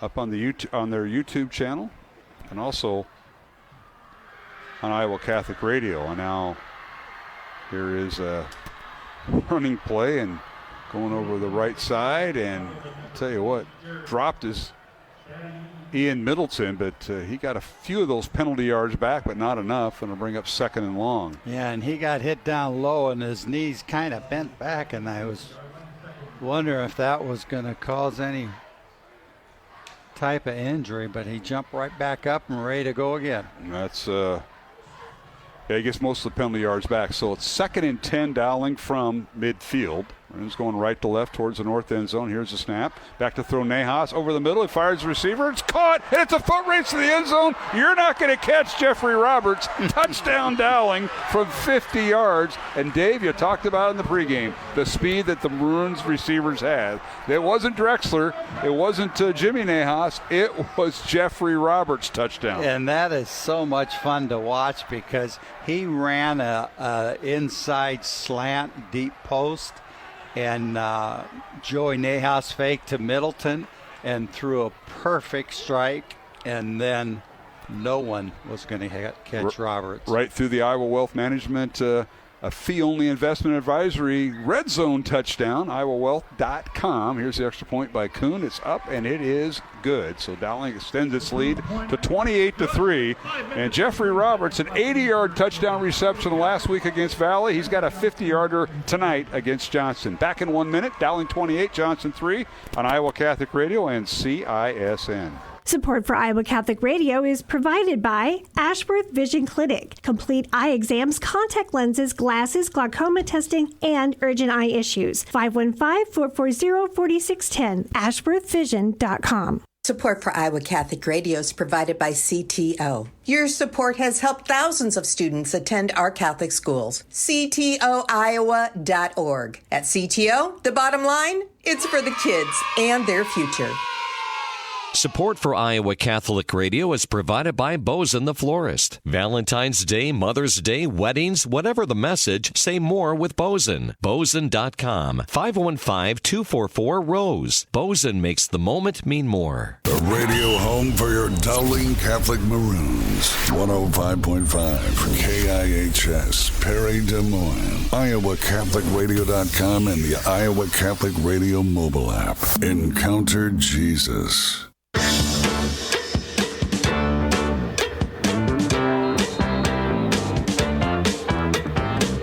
we're back here at Valley Stadium in West Des Moines. The kickoff by Dowling returned.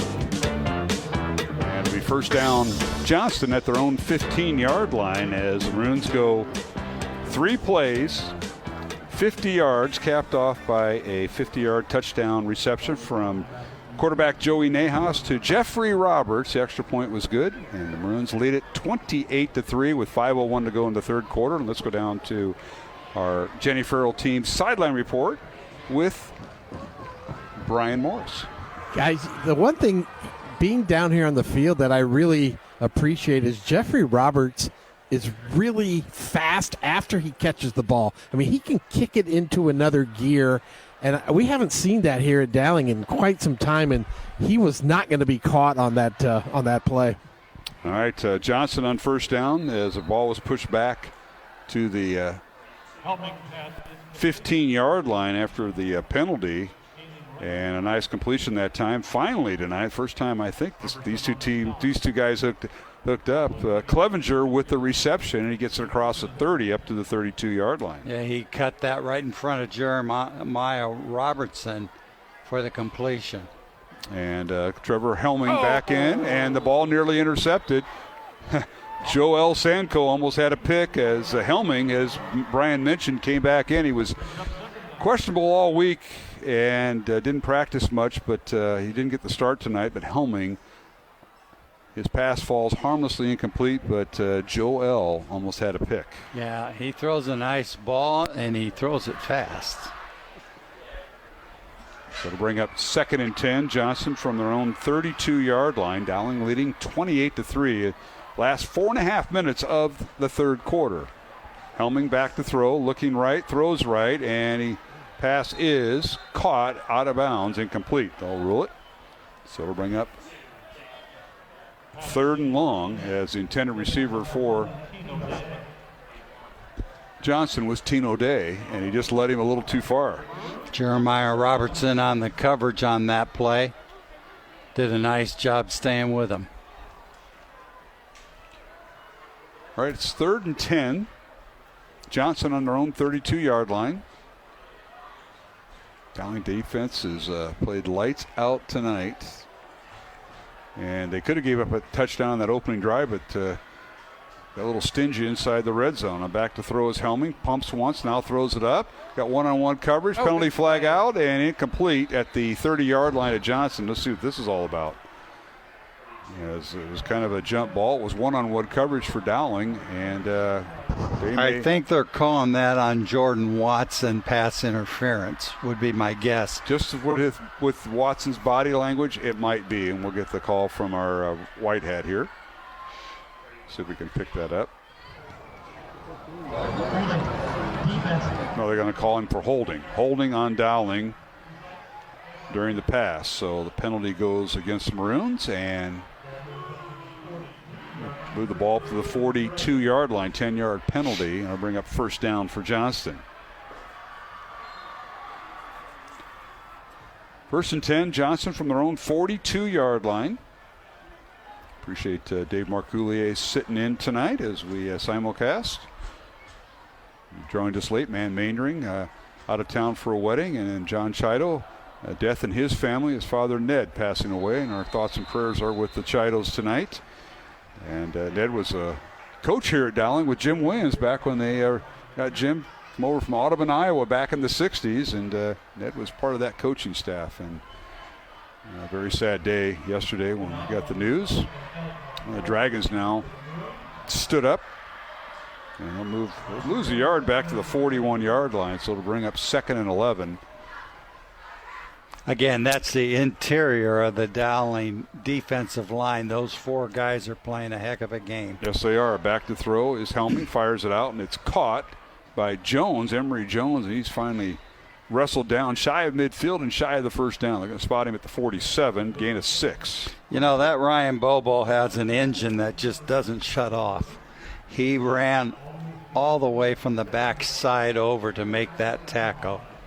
He's a fun man to watch. Hey, Brian Morris, were you doing one-on-one drills with him in the preseason, you and Bobo? You know, Dave, you're right. I mean, last year I remember him and Ian Middleton. I said those guys just do not quit, and Bobo has really shown that tonight. Ian has 3 touchdowns, so good night from the returning starters. 3rd and 5 from the 47. Helming sets up, fires over the middle. Pass is caught. First down, Johnston. Beautiful pass right over the middle.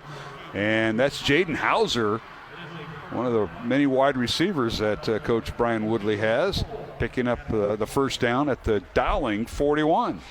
And quarterback for Johnston did a great job of getting that ball off because, once again, Ryan Bobo was tackling him as he threw the ball. 13-yard catch by Hauser, and Trevor Helming hooking up with him. 1st and 10, Dragons in Dowling territory at the Maroon 41. Helming back to throw in the middle, sets up, fires over the middle, and the pass is caught. Touchdown. Beautiful catch that time by Tino Day. That'll go for 41 yards, and the Dragons have their first touchdown of the night in Tino Day. Well, he got behind Jordan Watson there, and then it was a nicely thrown ball for the touchdown for Johnston. There's a flag, guys. It was taunting by the wide receiver from Johnston, so I don't know what that means. If that's just they do just out of the kickoff. It will. I think it's on the kickoff. I don't think they're going to do it on the extra point. So with 2:33 to go here in the third quarter, Johnston and Tino Day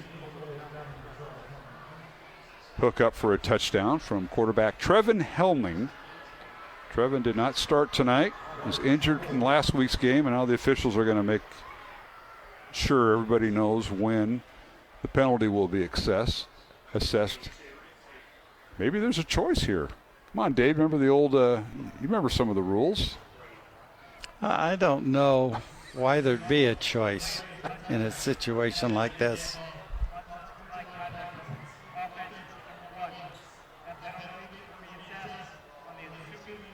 Yeah, it's on the kickoff. On the kickoff. Yep, we just heard the official on the kickoff. So, Brian, you learned something there. The dead ball, touchdown counts since a dead ball. Yeah, I think he was asking Coach if he did want it on the extra point, but Coach wanted it on the kickoff. So now the extra point by Johnston. And the ball is down, and the kick is up and good by Ricky Solis Downing on the hold from Philip Waters, and the snap by Isaiah Thompson. So with 2:33 to go here in the third quarter, it's Dowling 28, Johnston 10. Back to Valley Stadium in 1 minute along the Iowa Catholic Radio Network and CISN. This is a segment about small Catholic innovations that made a huge impact from the OSV Institute for Catholic Innovation. Long before Wimbledon, a group of Catholic monks in 12th century France were taking a break in their courtyard. I imagine it went something like this. A monk, I'll call him Brother Leo, shouts, "Take this, Brother John." He tosses the ball to Brother John, and Brother John, a little startled, swings his hand, smacks the ball back, yelling, "Take this, Brother Leo." On and on they play until their superior comes marching out, yelling, "What are you two doing?" Brother Leo replies, "It was just a game of take this." But in French, the word for take this is tenez. So that may not be the actual story, but you can thank Catholic Innovation for tennis. Learn more about what OSV Institute is doing to inspire and encourage Catholic innovation at osvinstitute.com.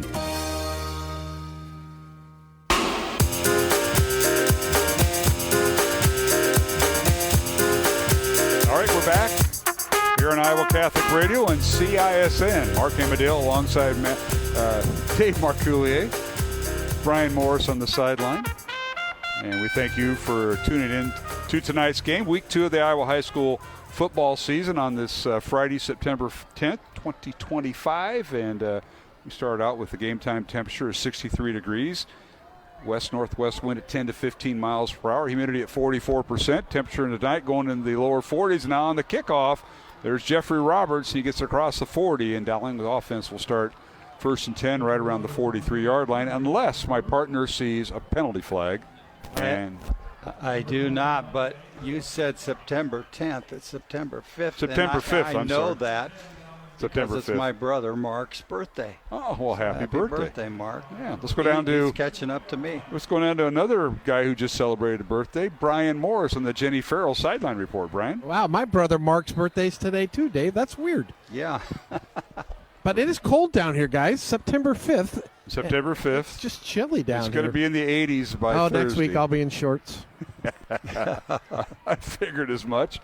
1st and 10, Dowling on their own 42-yard line. Nahas at quarterback, and they give to the backup tailback, and that is a young man who had the pooch kick, and that was Henry Smid on the carry. So Smid carries over the right side for a short gain. Yeah, it's the first time he's carried the ball tonight. First time Middleton did not carry, if I'm not mistaken. That was 23, guys. Oh, well, we'll go back to our depth chart here. Yeah, Thank you, Brian. Pennington. You're Grayson Pennington. He carried last week, too, Grayson did. So Pennington on the carry. Now the ball snapped, and Pennington again off tackle. Gets the handoff, and it's a short gain on the play. Got to increase the same type of play, tried to go over the right tackle. Grayson wears number 23. He's a 5'11", 175-pound sophomore back there. Smid is also a sophomore, so the two sophomores are behind in Middleton.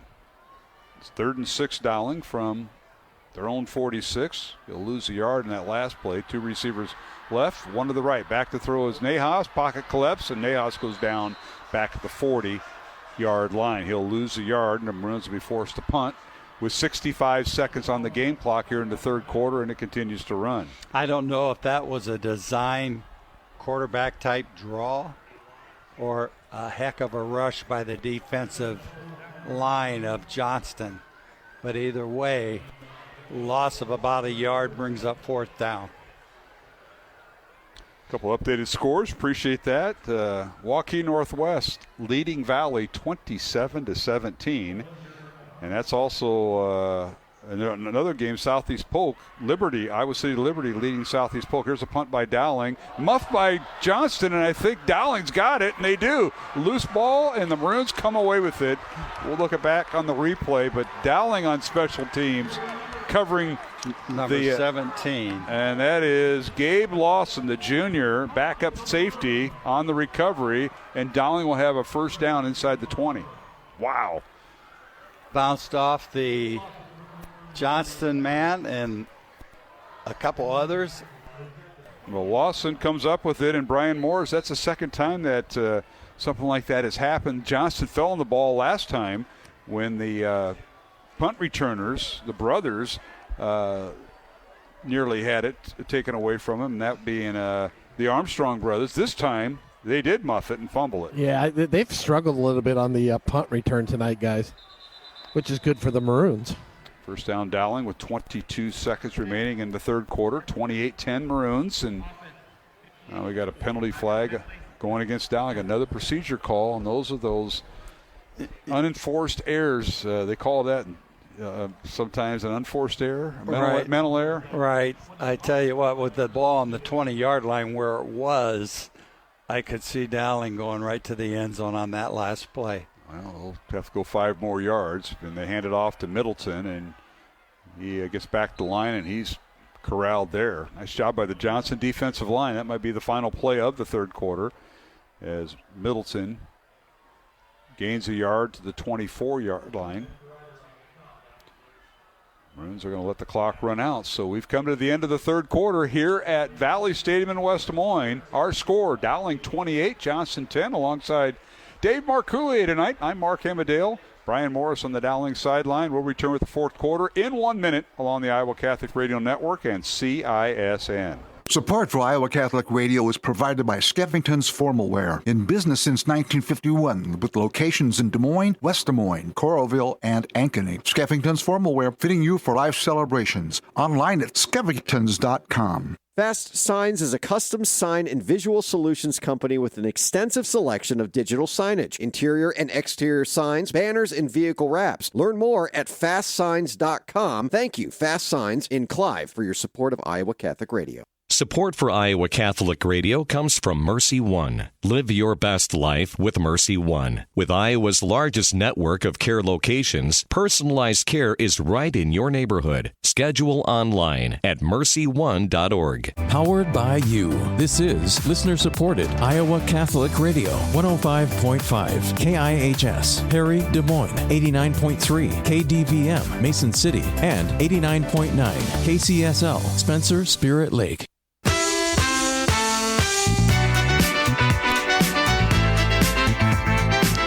And welcome back to Valley Stadium in West Des Moines. First play of the fourth quarter. Nahas back to throw, fires it out, caught by Drexler. Sam with it, and he's run out of bounds inside the 20 to the 15-yard line of Johnston. So about a 9-yard gain that time for the Maroons. Joy Nahas did a nice job on that play. That was a fake play to Middleton going up the middle, and then he had a read of Jeffrey Roberts on a slant pass inside or throw the flare out to Drexler. And Drexler with the catch for 8 yards. So it's 3rd and 5 now for the Maroons. They had some negative yardage to overcome, and now here's a handoff, and they get it to Middleton. They take away the outside, and Middleton gets down to the 15 for a gain of 1. They'll bring up 4th down for Dowling Catholic. It'll be at the 15-yard line of Johnston as we're underway in the fourth quarter. Some scores to update you on. Ankeny Centennial leading Linn-Mar of Marion 35-10 in Ankeny tonight. Iowa City Liberty leading Southeast Polk 31-0 in the second half. Yes, that is right. 31-0 Liberty shutting out the 4-time defending champs at the Southeast Polk home field. And Waukee Northwest leading Valley 20-10 at halftime. And now Dowling will attempt a 32-yard field goal. Ball is down, kick is high enough, and it is no good. Off to the left by Ryan Kuhn. So Maroon's field goal attempt is no good. So that'll stop the clock with 11:10 to go here in the fourth quarter. Maroons lead it 28-10. Let's go down to our Jenny Farrell sideline reporter. That is Brian Morris. Brian, come on in. Yeah, it looked like a good kick going over, but I think it just went off to the left, guys. But again, the Maroons, that penalty, that's about the third time in this second half that they've started a drive with that 5-yard procedure penalty, which always is just putting them behind the chains. Absolutely. We thank Brian with our Jenny Farrell sideline report. As proud Dowling Catholic alums, the Jenny Farrell team at RE/MAX Concepts has been helping generations of Dowling Catholic families with their real estate investments for almost 30 years. Learn more by calling Jenny at 515-779-7500. Brian, I'm giving your phone number next. Don't worry. Here is the handoff for Johnston. 1st and 10 from their own 20. Missed field goals. In high school, the rule, you go right to the 20-yard line. Whether you're kicking a 50-yard field goal or the ball's inside the 10-yard line, it goes back to the 20-yard line. That's where Johnston starts, and they get the ball on first down. Dave, you saw that. No gain on that play. That's right. Leo Pagano and a couple other of his friends in there, 3 or 4 of them, to make that tackle, hold Johnston to no gain. That was Emery Jones on the carry, so it'll bring up 2nd down and 10 for the Dragons. Helming back at quarterback, sets up in the pocket, now wants to run. Still on his feet, and he's driven down from behind and gains a yard up to the 21-yard line as he falls forward. And that was Brady Hagan making a nice job on the tackle. Brady's had a nice game today. Yeah, I think he is improvement from game to game. Again, yes. Offensive line last year, and Dave, you haven't seen too many of that. You start your career as a sophomore or junior as an offensive lineman, switched over to the defense. The Dowling coaches talked to him about that, and he's played his 2nd game tonight as a defensive lineman. Yeah, if I'm not mistaken, Brady Hagan's the 3rd Hagan in the family. They're all wrestlers. Yes, they are. Defensive lineman's a great spot for him. All right, here's 3rd and 9. Johnston helming back to throw, overthrows his intended receiver, incomplete. and that was Clevenger, the intended receiver. Well defended by the Dowling defense. Jeremiah Robertson on coverage. Are there any more Higgins? There are not. I have been told. Their dad, Rod, is part of the 8th grade football staff. And my grandson is playing on that team, Alex. Well, talk to Coach Rod about it. Has he got any more kids down the pipeline? You know what? I should get to him. Hudson Curtin is playing receiver, I believe, with 8th grade. They start their first game Tuesday night. Okay. The 8th graders do, yeah. Yes. That is correct. All right, we got a stoppage of play, 4th and 9, and timeout. We'll take it with them. 9:43 to go, 4th quarter. And it's Dowling leading Johnston 28-10 here in the 4th quarter on Iowa Catholic Radio and CISN. Bishop William Joensen of the Diocese of Des Moines gets personal with his guests, discussing both their personal and spiritual life, making it personal. Saturdays at 8 a.m. and Sundays at 11 a.m. Central on the Iowa Catholic Radio Network, connecting listeners to Christ. Jesus promised, "These signs will accompany those who believe. They will lay hands on the sick, and they will recover." Join Sacred Heart Parish in West Des Moines for the Encounter School of Healing, September 19th and 20th. This 2-day conference is designed to teach, impart, and activate Christians to be more effective instruments of healing in the world. Everyone is also invited to join Sacred Heart for a healing service on Saturday, September 20th at 7 p.m. Register and learn more at sacredheartwdm.org. When you hear this, and a pick six to start it, touchdown Dowling, you know it's the Maroons. Your home for Dowling Catholic football. 105.5 KIHS, Iowa Catholic Radio.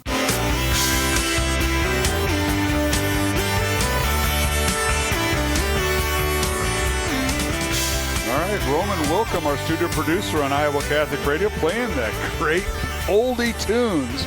Dave, you remember some of that music? Yeah, wow. I heard that last week, and that's impressive, Mark. You just asked, and we got some magical people back there. The Wilkham family, very talented. Roman's dad, Matt, who is one of the directors at Iowa Catholic Radio, found some old music, and we got some bumper music. I know Joe Stacy was happy about that during baseball, softball.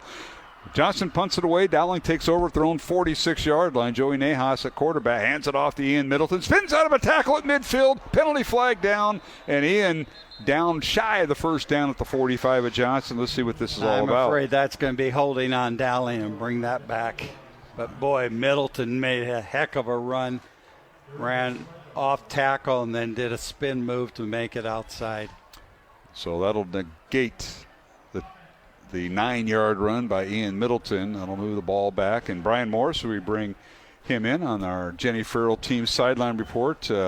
Way too many penalties tonight for the Maroons. Yeah, it really had. They played a fairly clean first, guys. It seems coming out of this locker room, there's just not as much energy in the crowd with the team. And, again, I think when you get up by, 28-3, and it just causes that a little bit to happen. But, the penalties in this second half have been a lot, and especially on first down. It's crazy. The first 3 series were outstanding. Then after that, it's gone downhill a little bit. Well, back to throw is Nahas on 1st and 19. Airs it out, fires downfield to Sammy Drexler, incomplete. And well covered that time in the secondary by Johnston, as they had him well defended by Elijah Armstrong. Elijah also plays offense. He and his twin brother, some of the offensive receivers and backs. Stops the clock with 9:07 left to go in the 4th quarter. Dowling leading 28-10. 2nd and 19 Maroons from their own 37. And Dave, every team has an identity, and this team is trying to, as every team is. This is week 2. You're just trying to grow, but some teams don't take their foot off the gas, and some teams do. This is a team that kind of took their foot off the gas, in my opinion. After getting that big lead, hand off to Middleton, and he blasts through there, got some of that penalty yardage back, brought down at the 43, a gain of 6. Yeah, no, I would agree with you on that, Mark, because those first 3 series, they came right out and scored, I believe, all 3 times. Yeah, they got out to a 14-3 lead at the end of the first quarter. Actually, 21-3 lead early in the second quarter, and then the foot got off the gas. Yeah, and maybe Johnston adjusted. There could be a two-way deal there, but Middleton carries for 6, and it's 3rd and 13, Maroons from their own 43. Nahas back to throw, looks left, throws left, fires it out. Pass is caught. First down, Dowling, slipping a tackle in the secondary. I believe it's his twin brother, Jimmy, and he's got the first down inside the 30. How about that? That's Jeffrey Robertson. Oh, it is? No, Jeffrey Roberts was on an inside pattern, and Drexler ran a stop, and they threw it to him. Who threw the block?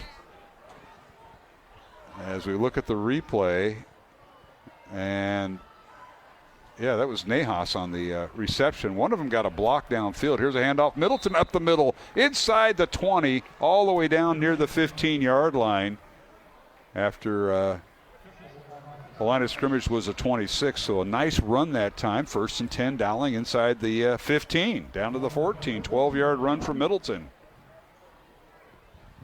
Hand off again, Middleton. He's got a hole inside the 10, still grinding it out, and finally brought down. And while we got a penalty flag down, I believe, on the near side. Boy, he had a really nice hole there on the left side. Oh, Carter Barrett really took care of his man. All right, this procedure call against Dowling. That'll back him up 5 yards, so line Do of you scrimmage. have total number of penalties, Mark? I can't keep track in my head anymore. Oh, okay. A lot. Yeah. Brian is. Brian can probably get... It's a lot.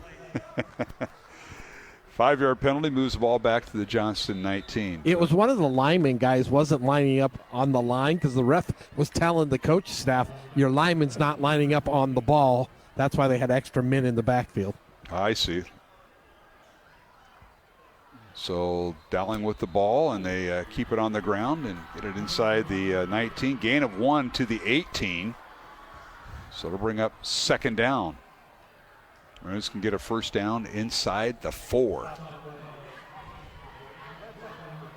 Game clock continues to run. 7:15 left to go in the 4th quarter. Dowling leading 28-10 on Iowa Catholic Radio as we simulcast with CISN. Nahas back to throw. Penalty flag down. Caught by Drexler. Sammy is stop and go, and he's going to go in for the touchdown for now.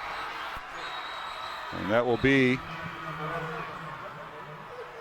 from 18 yards out, but now, we'll see what the that penalty. happened so quick, you don't know which player it was on, whether it was a push-off or holding.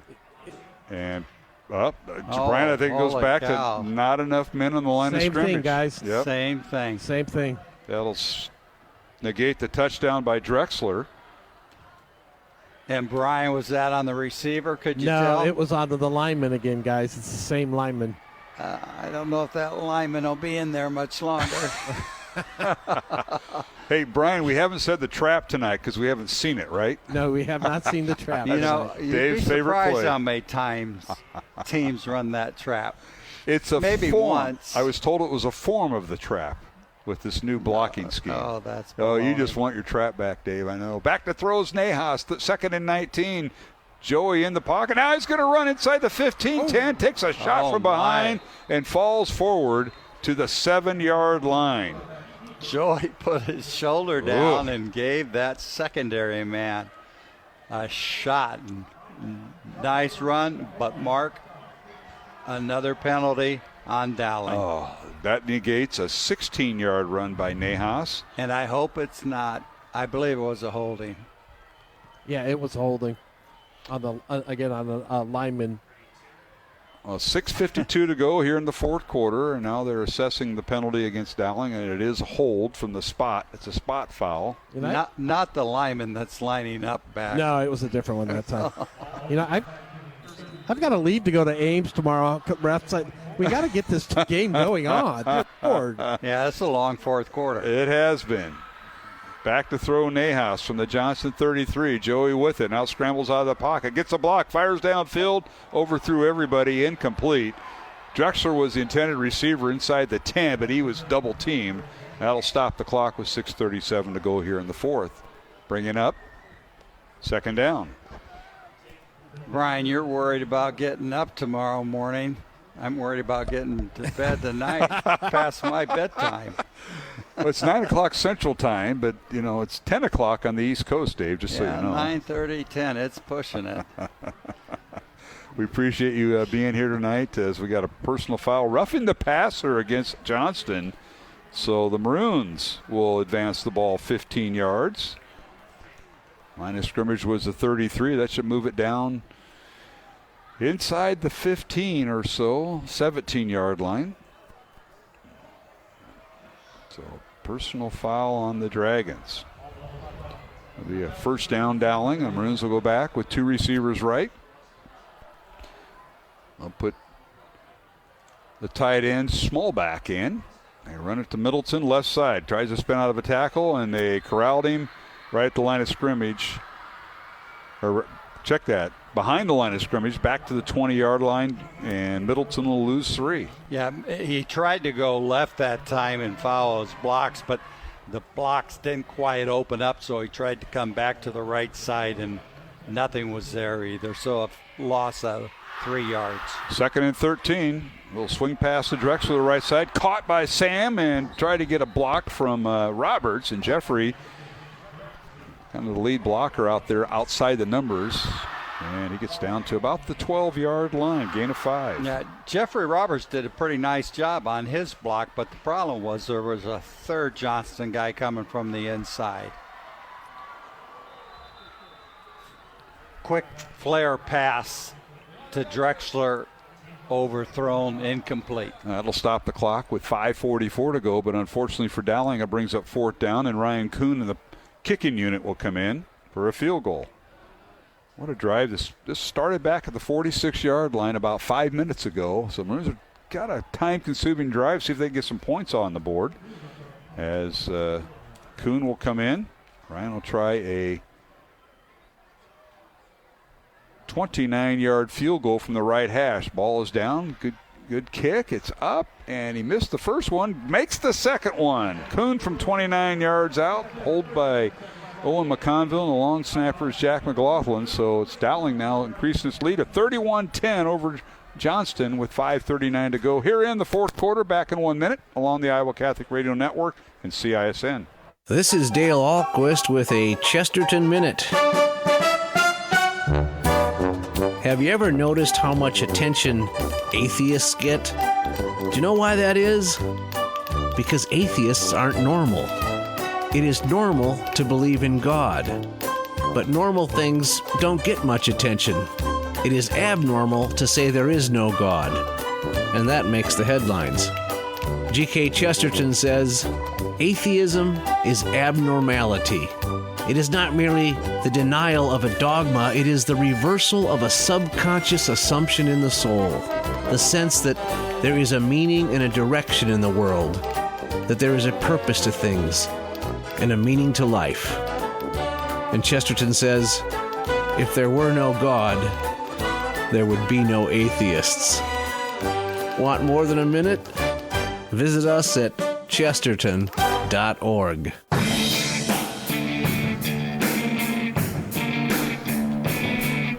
Some of the things we say and discuss between breaks. Here's a kickoff by Dowling on the return for Johnston. Not a bad return this time, as across the 30, across midfield, as scampering down the sideline is Armstrong. That's Jeremiah Armstrong on the return. First down, Johnston inside the 50-yard line alongside Dave Marcoulier. I'm Mark Amadale. Brian Morris on the sideline. He's handling the Jenny Farrell sideline report. And if you want more information about Remax Concepts with the Jenny Farrell team, contact Brian Morris, 515-210-1508. But, Brian, you got a report. You're setting up for your post-game show, and I know you got a couple guys in mind. I do. Well, we got 5 minutes to go. Weirder things could happen, but we got a couple we're going to try to grab. You got to go through their handlers. Yes, yes. Okay, I just want to be sure. Helming back to throw for Johnston, and he's going to be sacked. I mean, if this game was have been quicker, I'd have maybe grabbed one more guy, but I got to be up and going to Ames early tomorrow. You got Marcoulier wanting to go to bed now, and we took him out of his Friday night ritual, which is that watching Gunsmoke with Margaret or what? Actually, I watch you guys. Oh, do you? Okay. Yeah, I sync it. Oh, you try to sync it with? I don't try. I do. Oh, you do? Okay, you're an IT guy. I know. There's a pass caught, little screen pass set up. Dowling had that well-read Pagano all over that as he wrapped up the receiver for Johnston, and that was a great move by Pagano there. And I believe, who else is back there? A nice job on the coverage. Jackson Miller, I should say.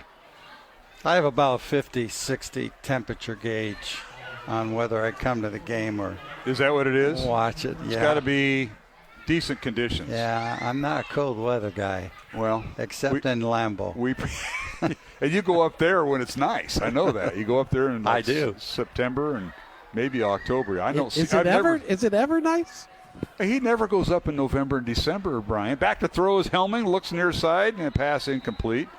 Tino Day, the intended receiver. No, it doesn't do that. Because the playoffs are wrapped up by then. They're playoff, and they play their subs. Well, Dave, we appreciate getting you out of retirement. I know last week you came out and you were on the sideline. I was on the sideline. It's funny you said that. You were with the priests on the sideline in the Dowling Valley, but you were behind the priests. They wouldn't let you in front of them. You got to earn your way. No, I stayed back there. But Dr. Deegan and I came out for the game, and both of us were down there. We had a good time. That's great. You mentioned Mary Pick. I saw her at the store last week, and her and her husband shopping. I'm surprised you're in town.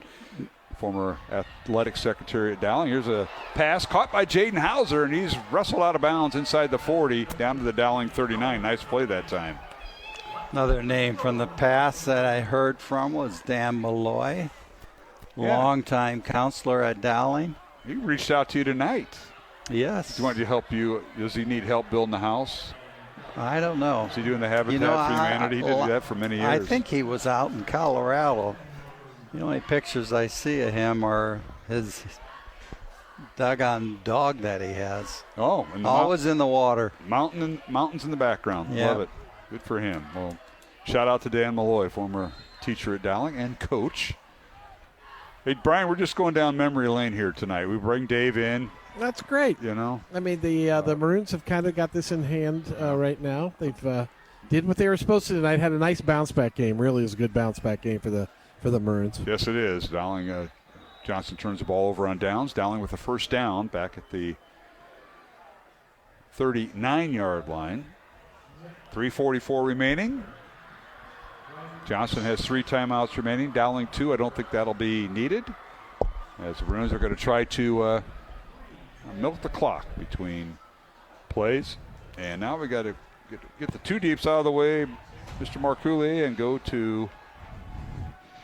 Well, I have enough trouble with these starters trying to learn their names. That's the drawback of being retired. That's right.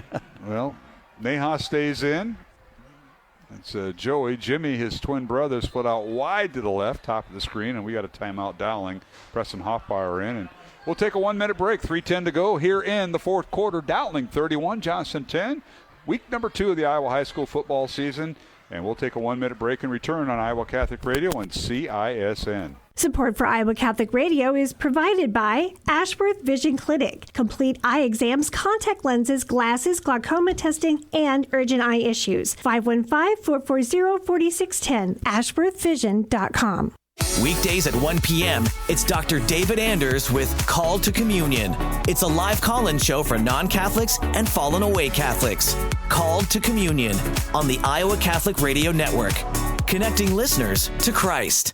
Support for Iowa Catholic Radio is provided by Bozen the Florist. Valentine's Day, Mother's Day, weddings, whatever the message, say more with Bozen. Bozen.com. 515-244-ROSE. Bozen makes the moment mean more. Support for programming is provided by Construction Professionals, serving customers through a proven process, creating unique design, functionality, and artistic beauty. Construction Professionals is a Catholic family business built on a strong foundation. CPCustomHomes.com.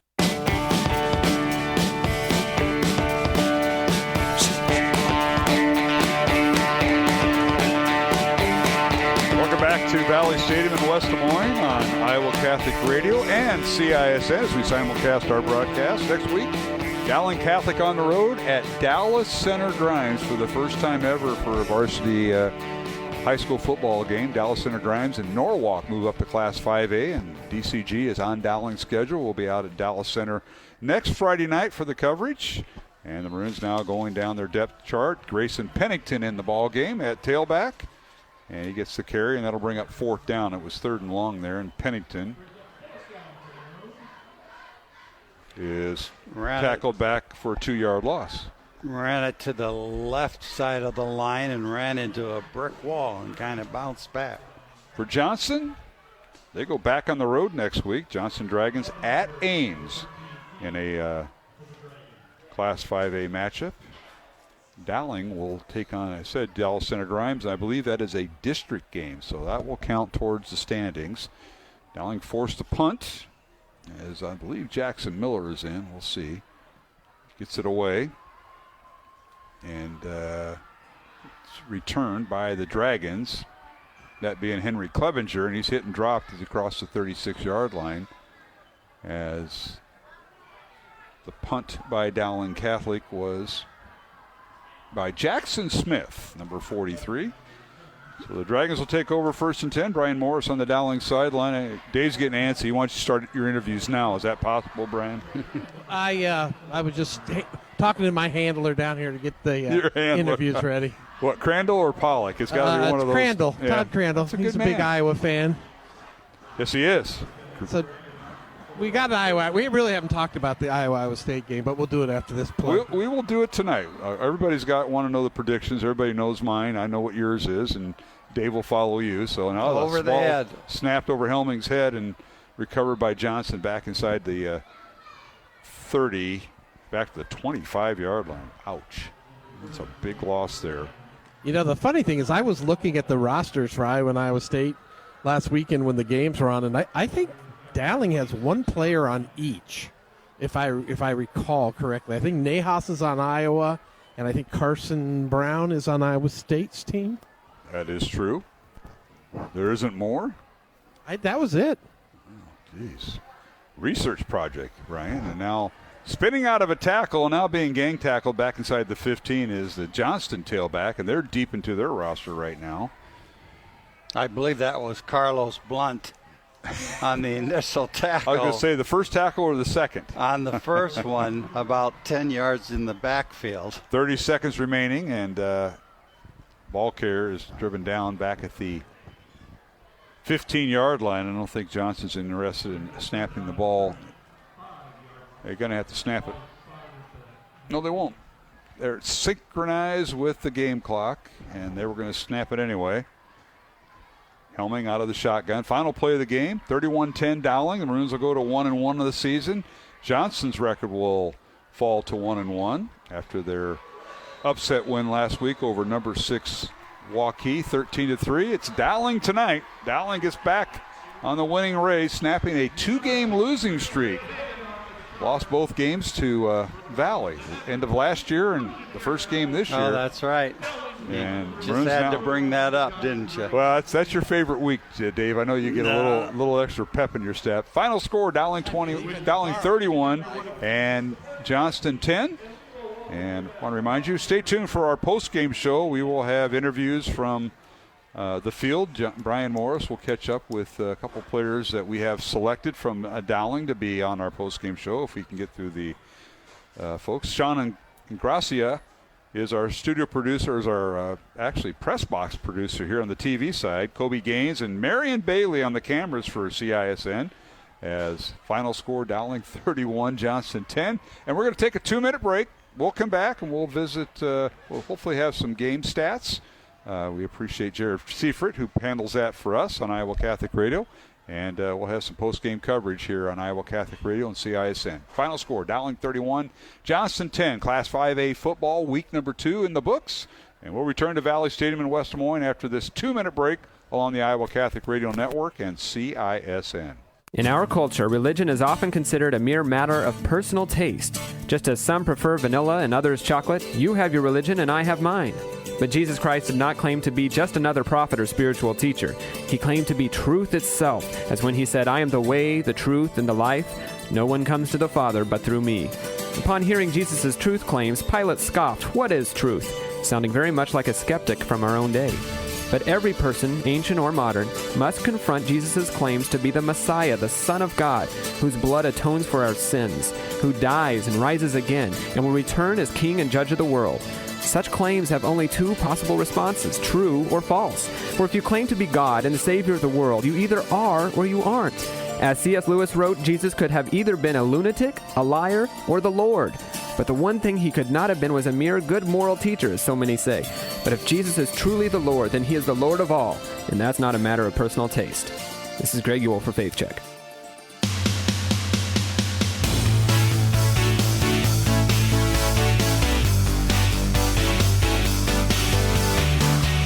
All right, welcome back to Valley Stadium in West Des Moines. Mark Amadale alongside Dave Marcoulier, a post-game show here on the Iowa Catholic Radio Network, as we will simulcast with CISN.TV up on their YouTube channel tonight, as Dowling and Johnston on the field going through closing comments from both coaches. Brian Woodley at Johnston in his 24th year at the helm of the Johnston Dragons, 28th year overall for Coach Woodley, as the Dragons go down tonight by the score of 31-10 for Coach Tom Wilson. Win number 301 at Dowling in his 33rd year overall, 21st year at Dowling. So that's some of the statistics behind the game. On CISN, you're seeing Coach Wilson talking to the Dowling team on the field, and we're going to get a couple players from that team there, Dave Marcoulier. But started strong, finished okay, but still a lot of work to do as the Maroons go to week 3,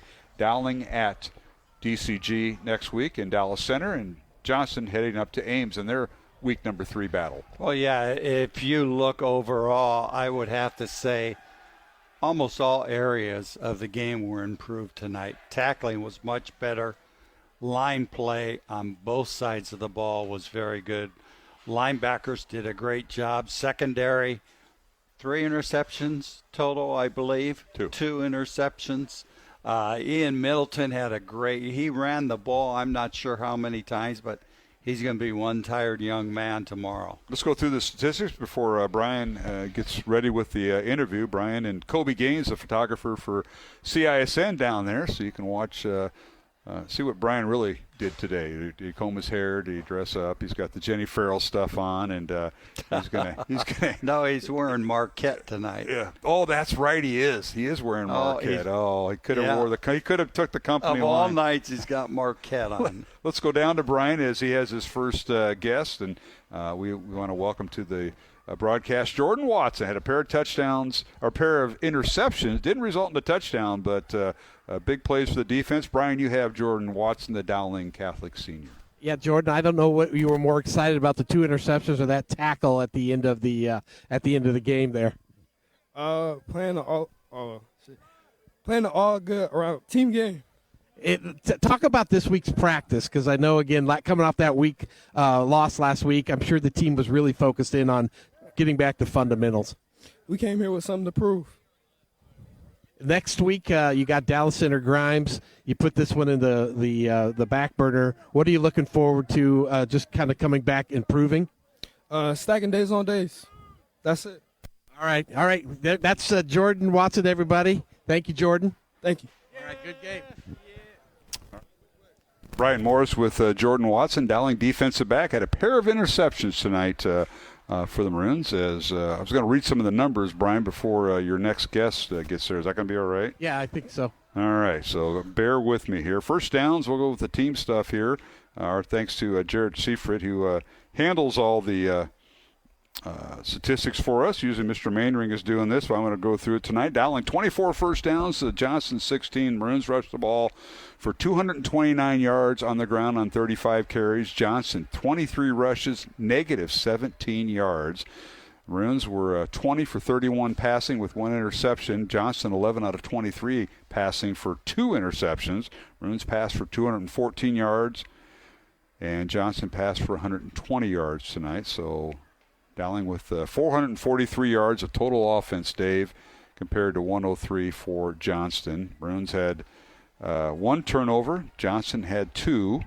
Maroons were 6 out of 13 in third downs tonight, and Johnston was 5 out of 15 in third downs tonight. The Maroons with 2 sacks on the contest. And let's go back down to the field with Brian Morris, and he has Ian Middleton, the Dowling starting running back. Yeah, Ian, 3 touchdowns tonight. Talk to me maybe more about the week of preparation you all had coming off of that last week's loss to Valley. I mean, I think it was a wake-up call. I mean, the coaches knew it was a wake-up call. Come on. The coaches knew it was a wake-up call, and we practiced way harder than we did in the past. And the O-line stepped up. Everybody stepped up. And I could say we prepared better this week than any week for sure.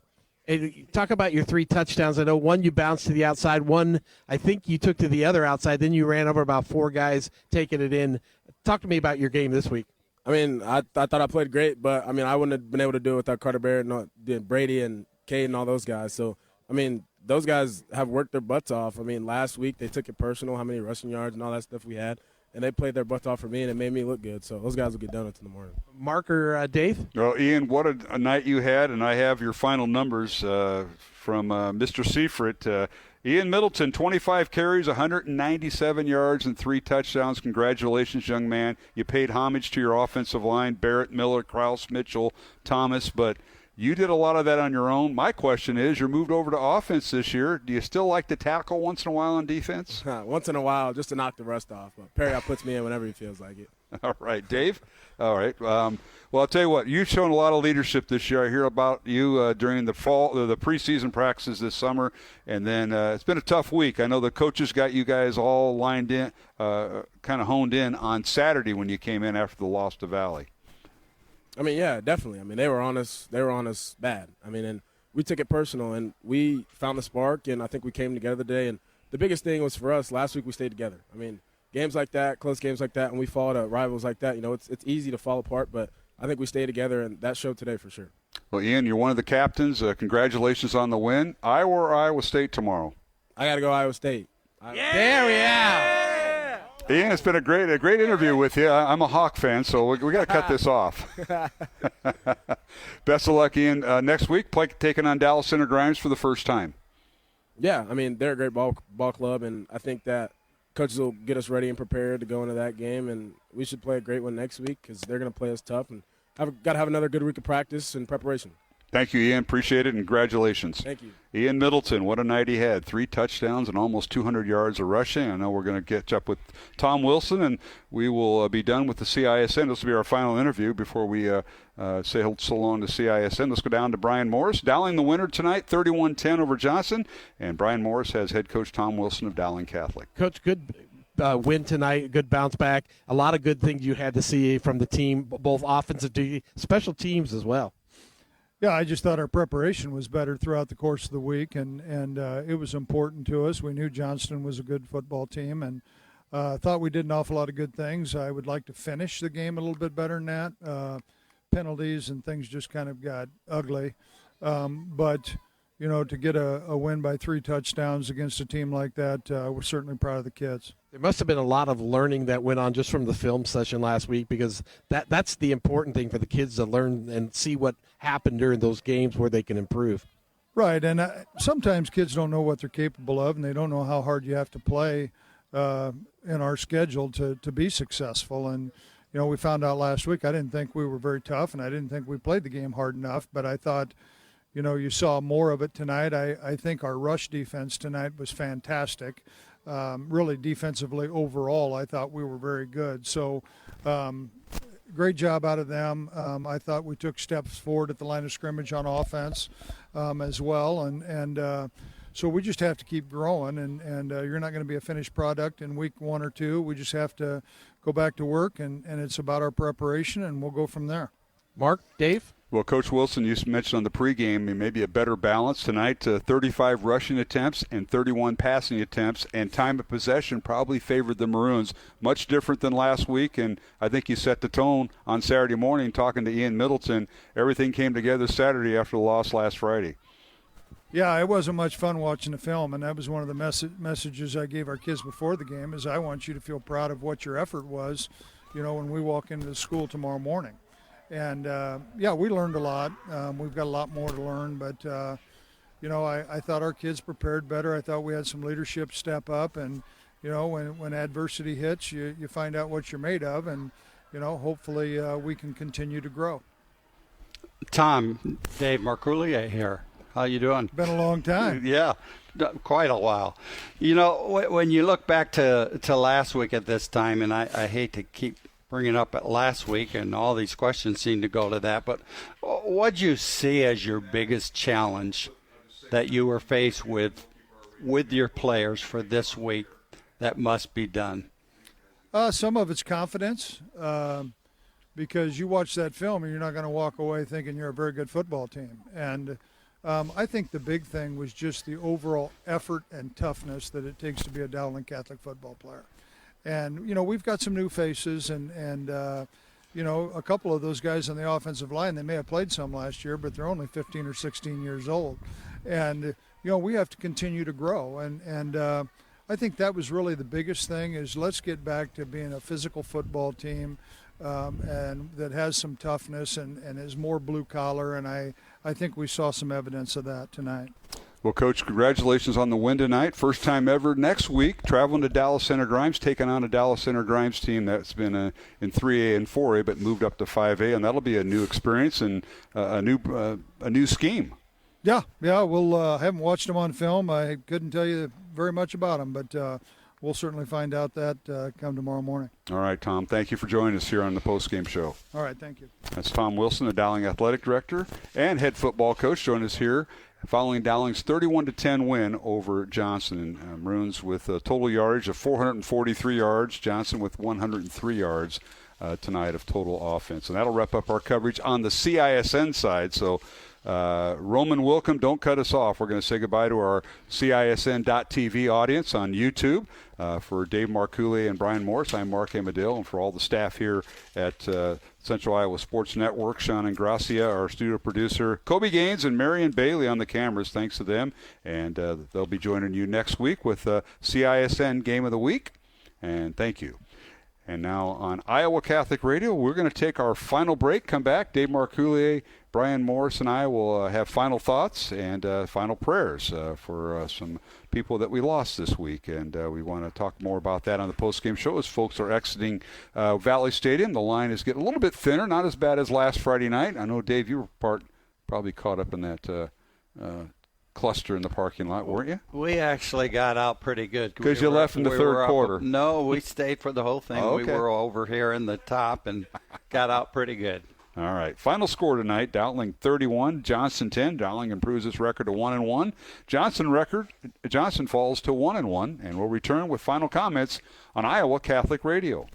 Support for Iowa Catholic Radio is provided by Bozen the Florist. Valentine's Day, Mother's Day, weddings, whatever the message, say more with Bozen. Bozen.com, 515-244-ROSE. Bozen makes the moment mean more. Support for Iowa Catholic Radio is provided by Ashworth Vision Clinic. Complete eye exams, contact lenses, glasses, glaucoma testing, and urgent eye issues. 515-440-4610. AshworthVision.com.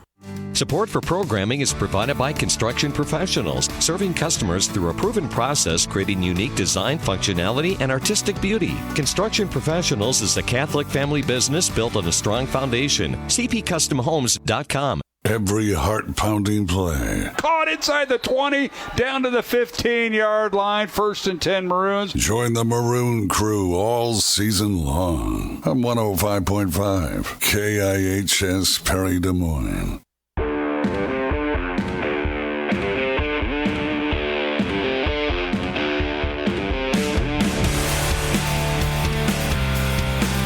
And welcome back to Valley Stadium in West Des Moines. Week number 2 in the books.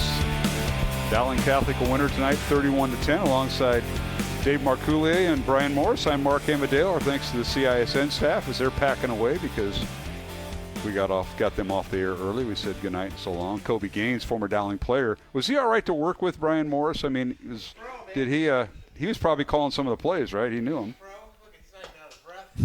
What's that? He's not out of breath. Oh, that's you that's breathing hard. I'm sorry. I thought it was. Dear Lord. So, do everybody get along down there? Yeah. TV with radio? That doesn't happen very often. It was all good down there on the sideline. I think Coach hit it on the head. He wished they would have finished a little bit better. Marcoullier here is wrapping up the light, and then we turned the lights on. And he said there was too much glare in the windows. Normally the lights at my house are off now. Yes, Dave, we know it's past 8:30, and that does happen sometimes, but. Big win by the Maroons, 3 touchdowns by Ian Middleton. Just a few yards shy of 200 yards in the ground for Ian as he scored from touchdown runs at 13, 9, and 5 yards. And then Jeffrey Roberts, a 50-yard touchdown reception from Joey Nahas. And Tino Day caught a pass from Trevin Helming from 41 yards out for Johnston's lone touchdown tonight. Both teams had a field goal. Ryan Kuhn from 29 yards and Ricky Solis Downing from 20 yards. And that was scoring in a nutshell. The Maroons led 14-3 at halftime and win it 31-10. So yeah, I mean it was a good bounce back game for the Maroons. Again, I think establishing that run game was pretty important because that's Dowling football. You establish that run, so I think that was really good for the team. And I think Coach was right. The defense played so much better tonight.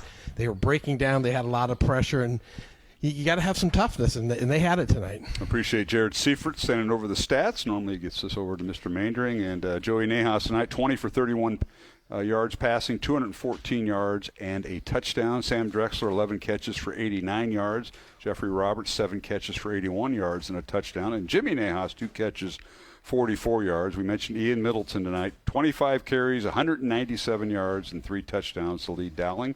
Smid came in, Henry with 3 carries and 6 yards, and Pennington 3 carries for 2 yards. As we got to flip the page here. And I'll wrap it up. The Maroons had a tremendous night. And Dave? Well, I tell you what, one thing that jumps out at me is Ian Middleton last week ran 10 times for 34 yards. This week, 195 yards. 5 yards shy of 200. And he cannot do that without the offensive line. That is true. So it's a great offensive, and as you said, Brian, defense was a different team tonight also. They really were. And again, I think Coach, I always said, you come to Dowling and you think, oh, man, Dowling's always good. So you just don't have the effort and the work. And sometimes that's what it takes to get people to focus in on it. And again, high school football anymore, one loss, I don't want to say it doesn't matter because you want to win them all, but you just want to get better and better and be playing your best football come November. Well, and look at all the other teams in the Metro tonight. Southeast Polk losing 31-0, and it wasn't even over. Valley down. Yeah, there's a lot of parity, right? And I think I did see that Iowa City team. They were in the semifinals last year against Polk, and they had a good team. They have a former Iowa quarterback as their coach. Chandler. Yeah. They run a big offense, which is kind of shocking from where he came from. But yeah, Scott Chandler, he's Iowa City Liberty. I heard that. Go ahead. I hope you're sitting in the stands tomorrow, Brian. I am in the stands Hawks. tomorrow. Yeah, I know you are. I'll be excited. Uh-huh. I was there last year, too. But, last report, Iowa City Liberty shutting out Southeast Polk 31-0, and these are not finals. Valley losing to Waukee Northwest 20-10. That was a halftime score. And then Centennial leading Linmar 35-10, and these are not finals. So, well, when that score was announced to the crowd, I heard a little bit. There was a gasp that went through the crowd because we haven't heard Southeast Polk getting beat that bad in 5 years, 6 years. Yeah, so that's a surprise. But nonetheless, it's week number 2 in the books. Week number 3 coming up next week, and we'll be out at Dallas Center Grimes, Brian, and looking forward to the first time ever broadcasting there, but Dowling and Dallas Center Grimes meeting for the first time. Yeah, I think it will be interesting because one time when those schools, they move up a class. I mean, I think Dallas Center Grimes did it last year, and they were 2-7-ish. They were in 4A last year. Last year, 4A. So they moved this first year. They moved up. Well, then they're really in trouble. Could be. No, I bet they'll be anxious to have Dowling come into their stomping grounds, and it'll be a good game. I bet the whole town's there.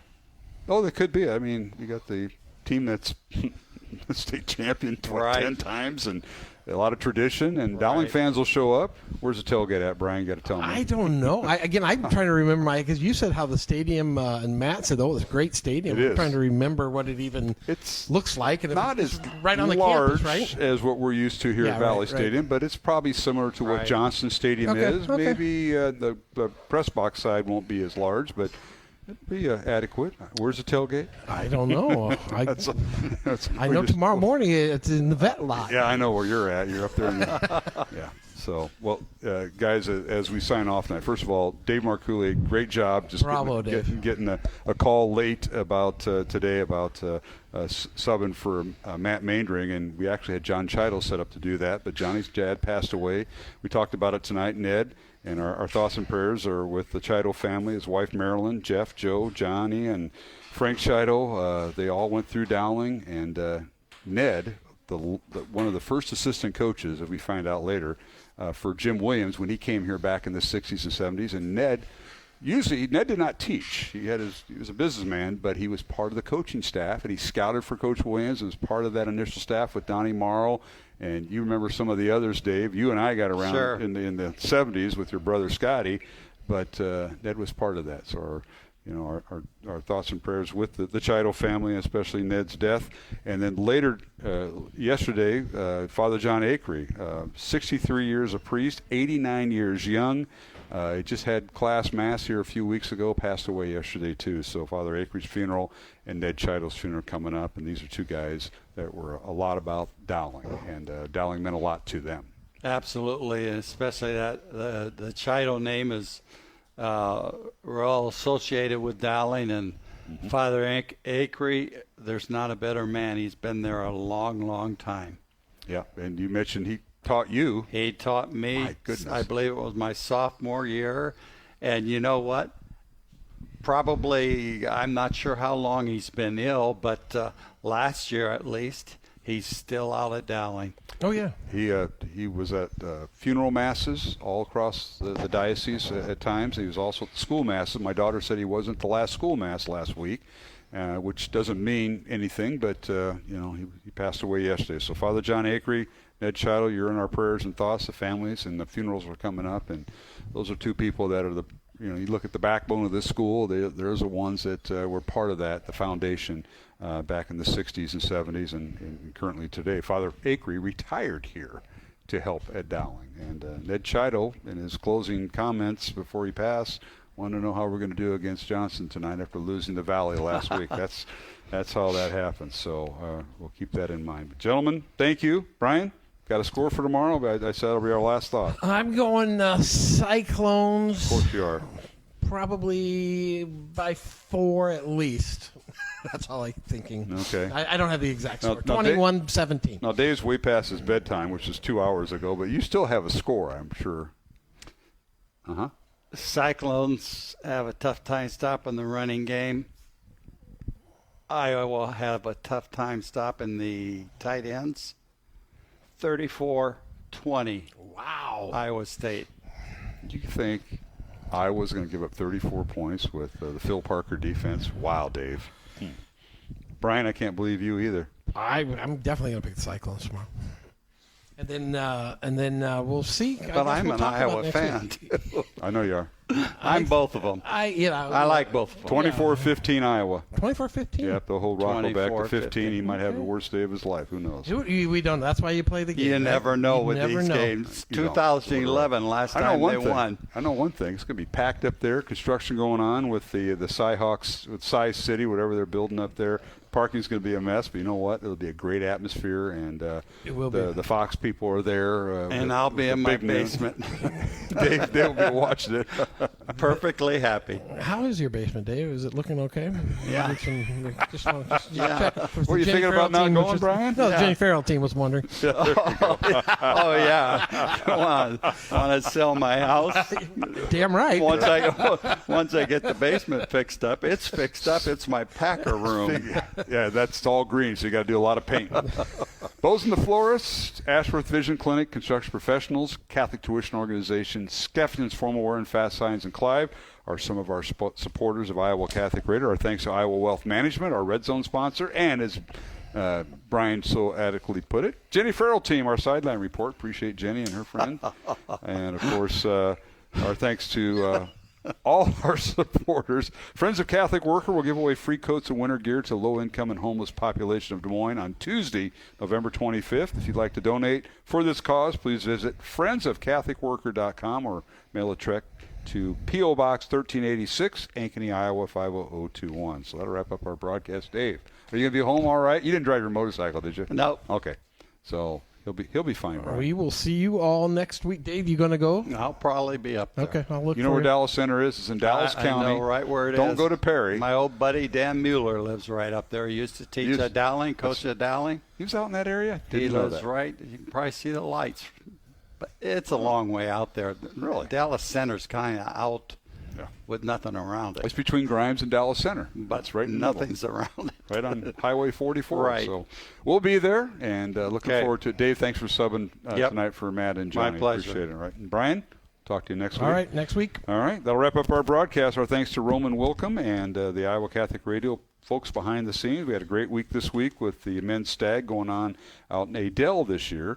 And that'll wrap up our show. Our thanks to Roman Wilkham and everybody behind the scenes of Iowa Catholic Radio. For Brian Morris and Dave Marcooley, I'm Mark Amadale. Stay tuned. Next week, we'll be out at Dallas Center Grimes. Pre-game at 6:30, kickoff 7 o'clock. Dallas Center Grimes taking on Dowling Catholic. Hope you could join us. Final score for the final time, Dowling Catholic defeating Johnston 31-10 here at Valley Stadium in West Des Moines. Johnston and Dowling's record now 1-1. And until next week, have a blessed and faith-filled evening. Dowling Catholic Football and Iowa Catholic Radio has been brought to you by Ashworth Vision Clinic, Construction Professionals, Blessman International, Fast Signs, the Catholic Tuition Organization, Skeffington's Formal Wear, Iowa Wealth Management, the Jenny Farrell Team with Remax Concepts, and Bosun the Florist. Please support the businesses that underwrite Iowa Catholic Radio. The preceding has been a Dowling Catholic Sports presentation on Iowa Catholic Radio.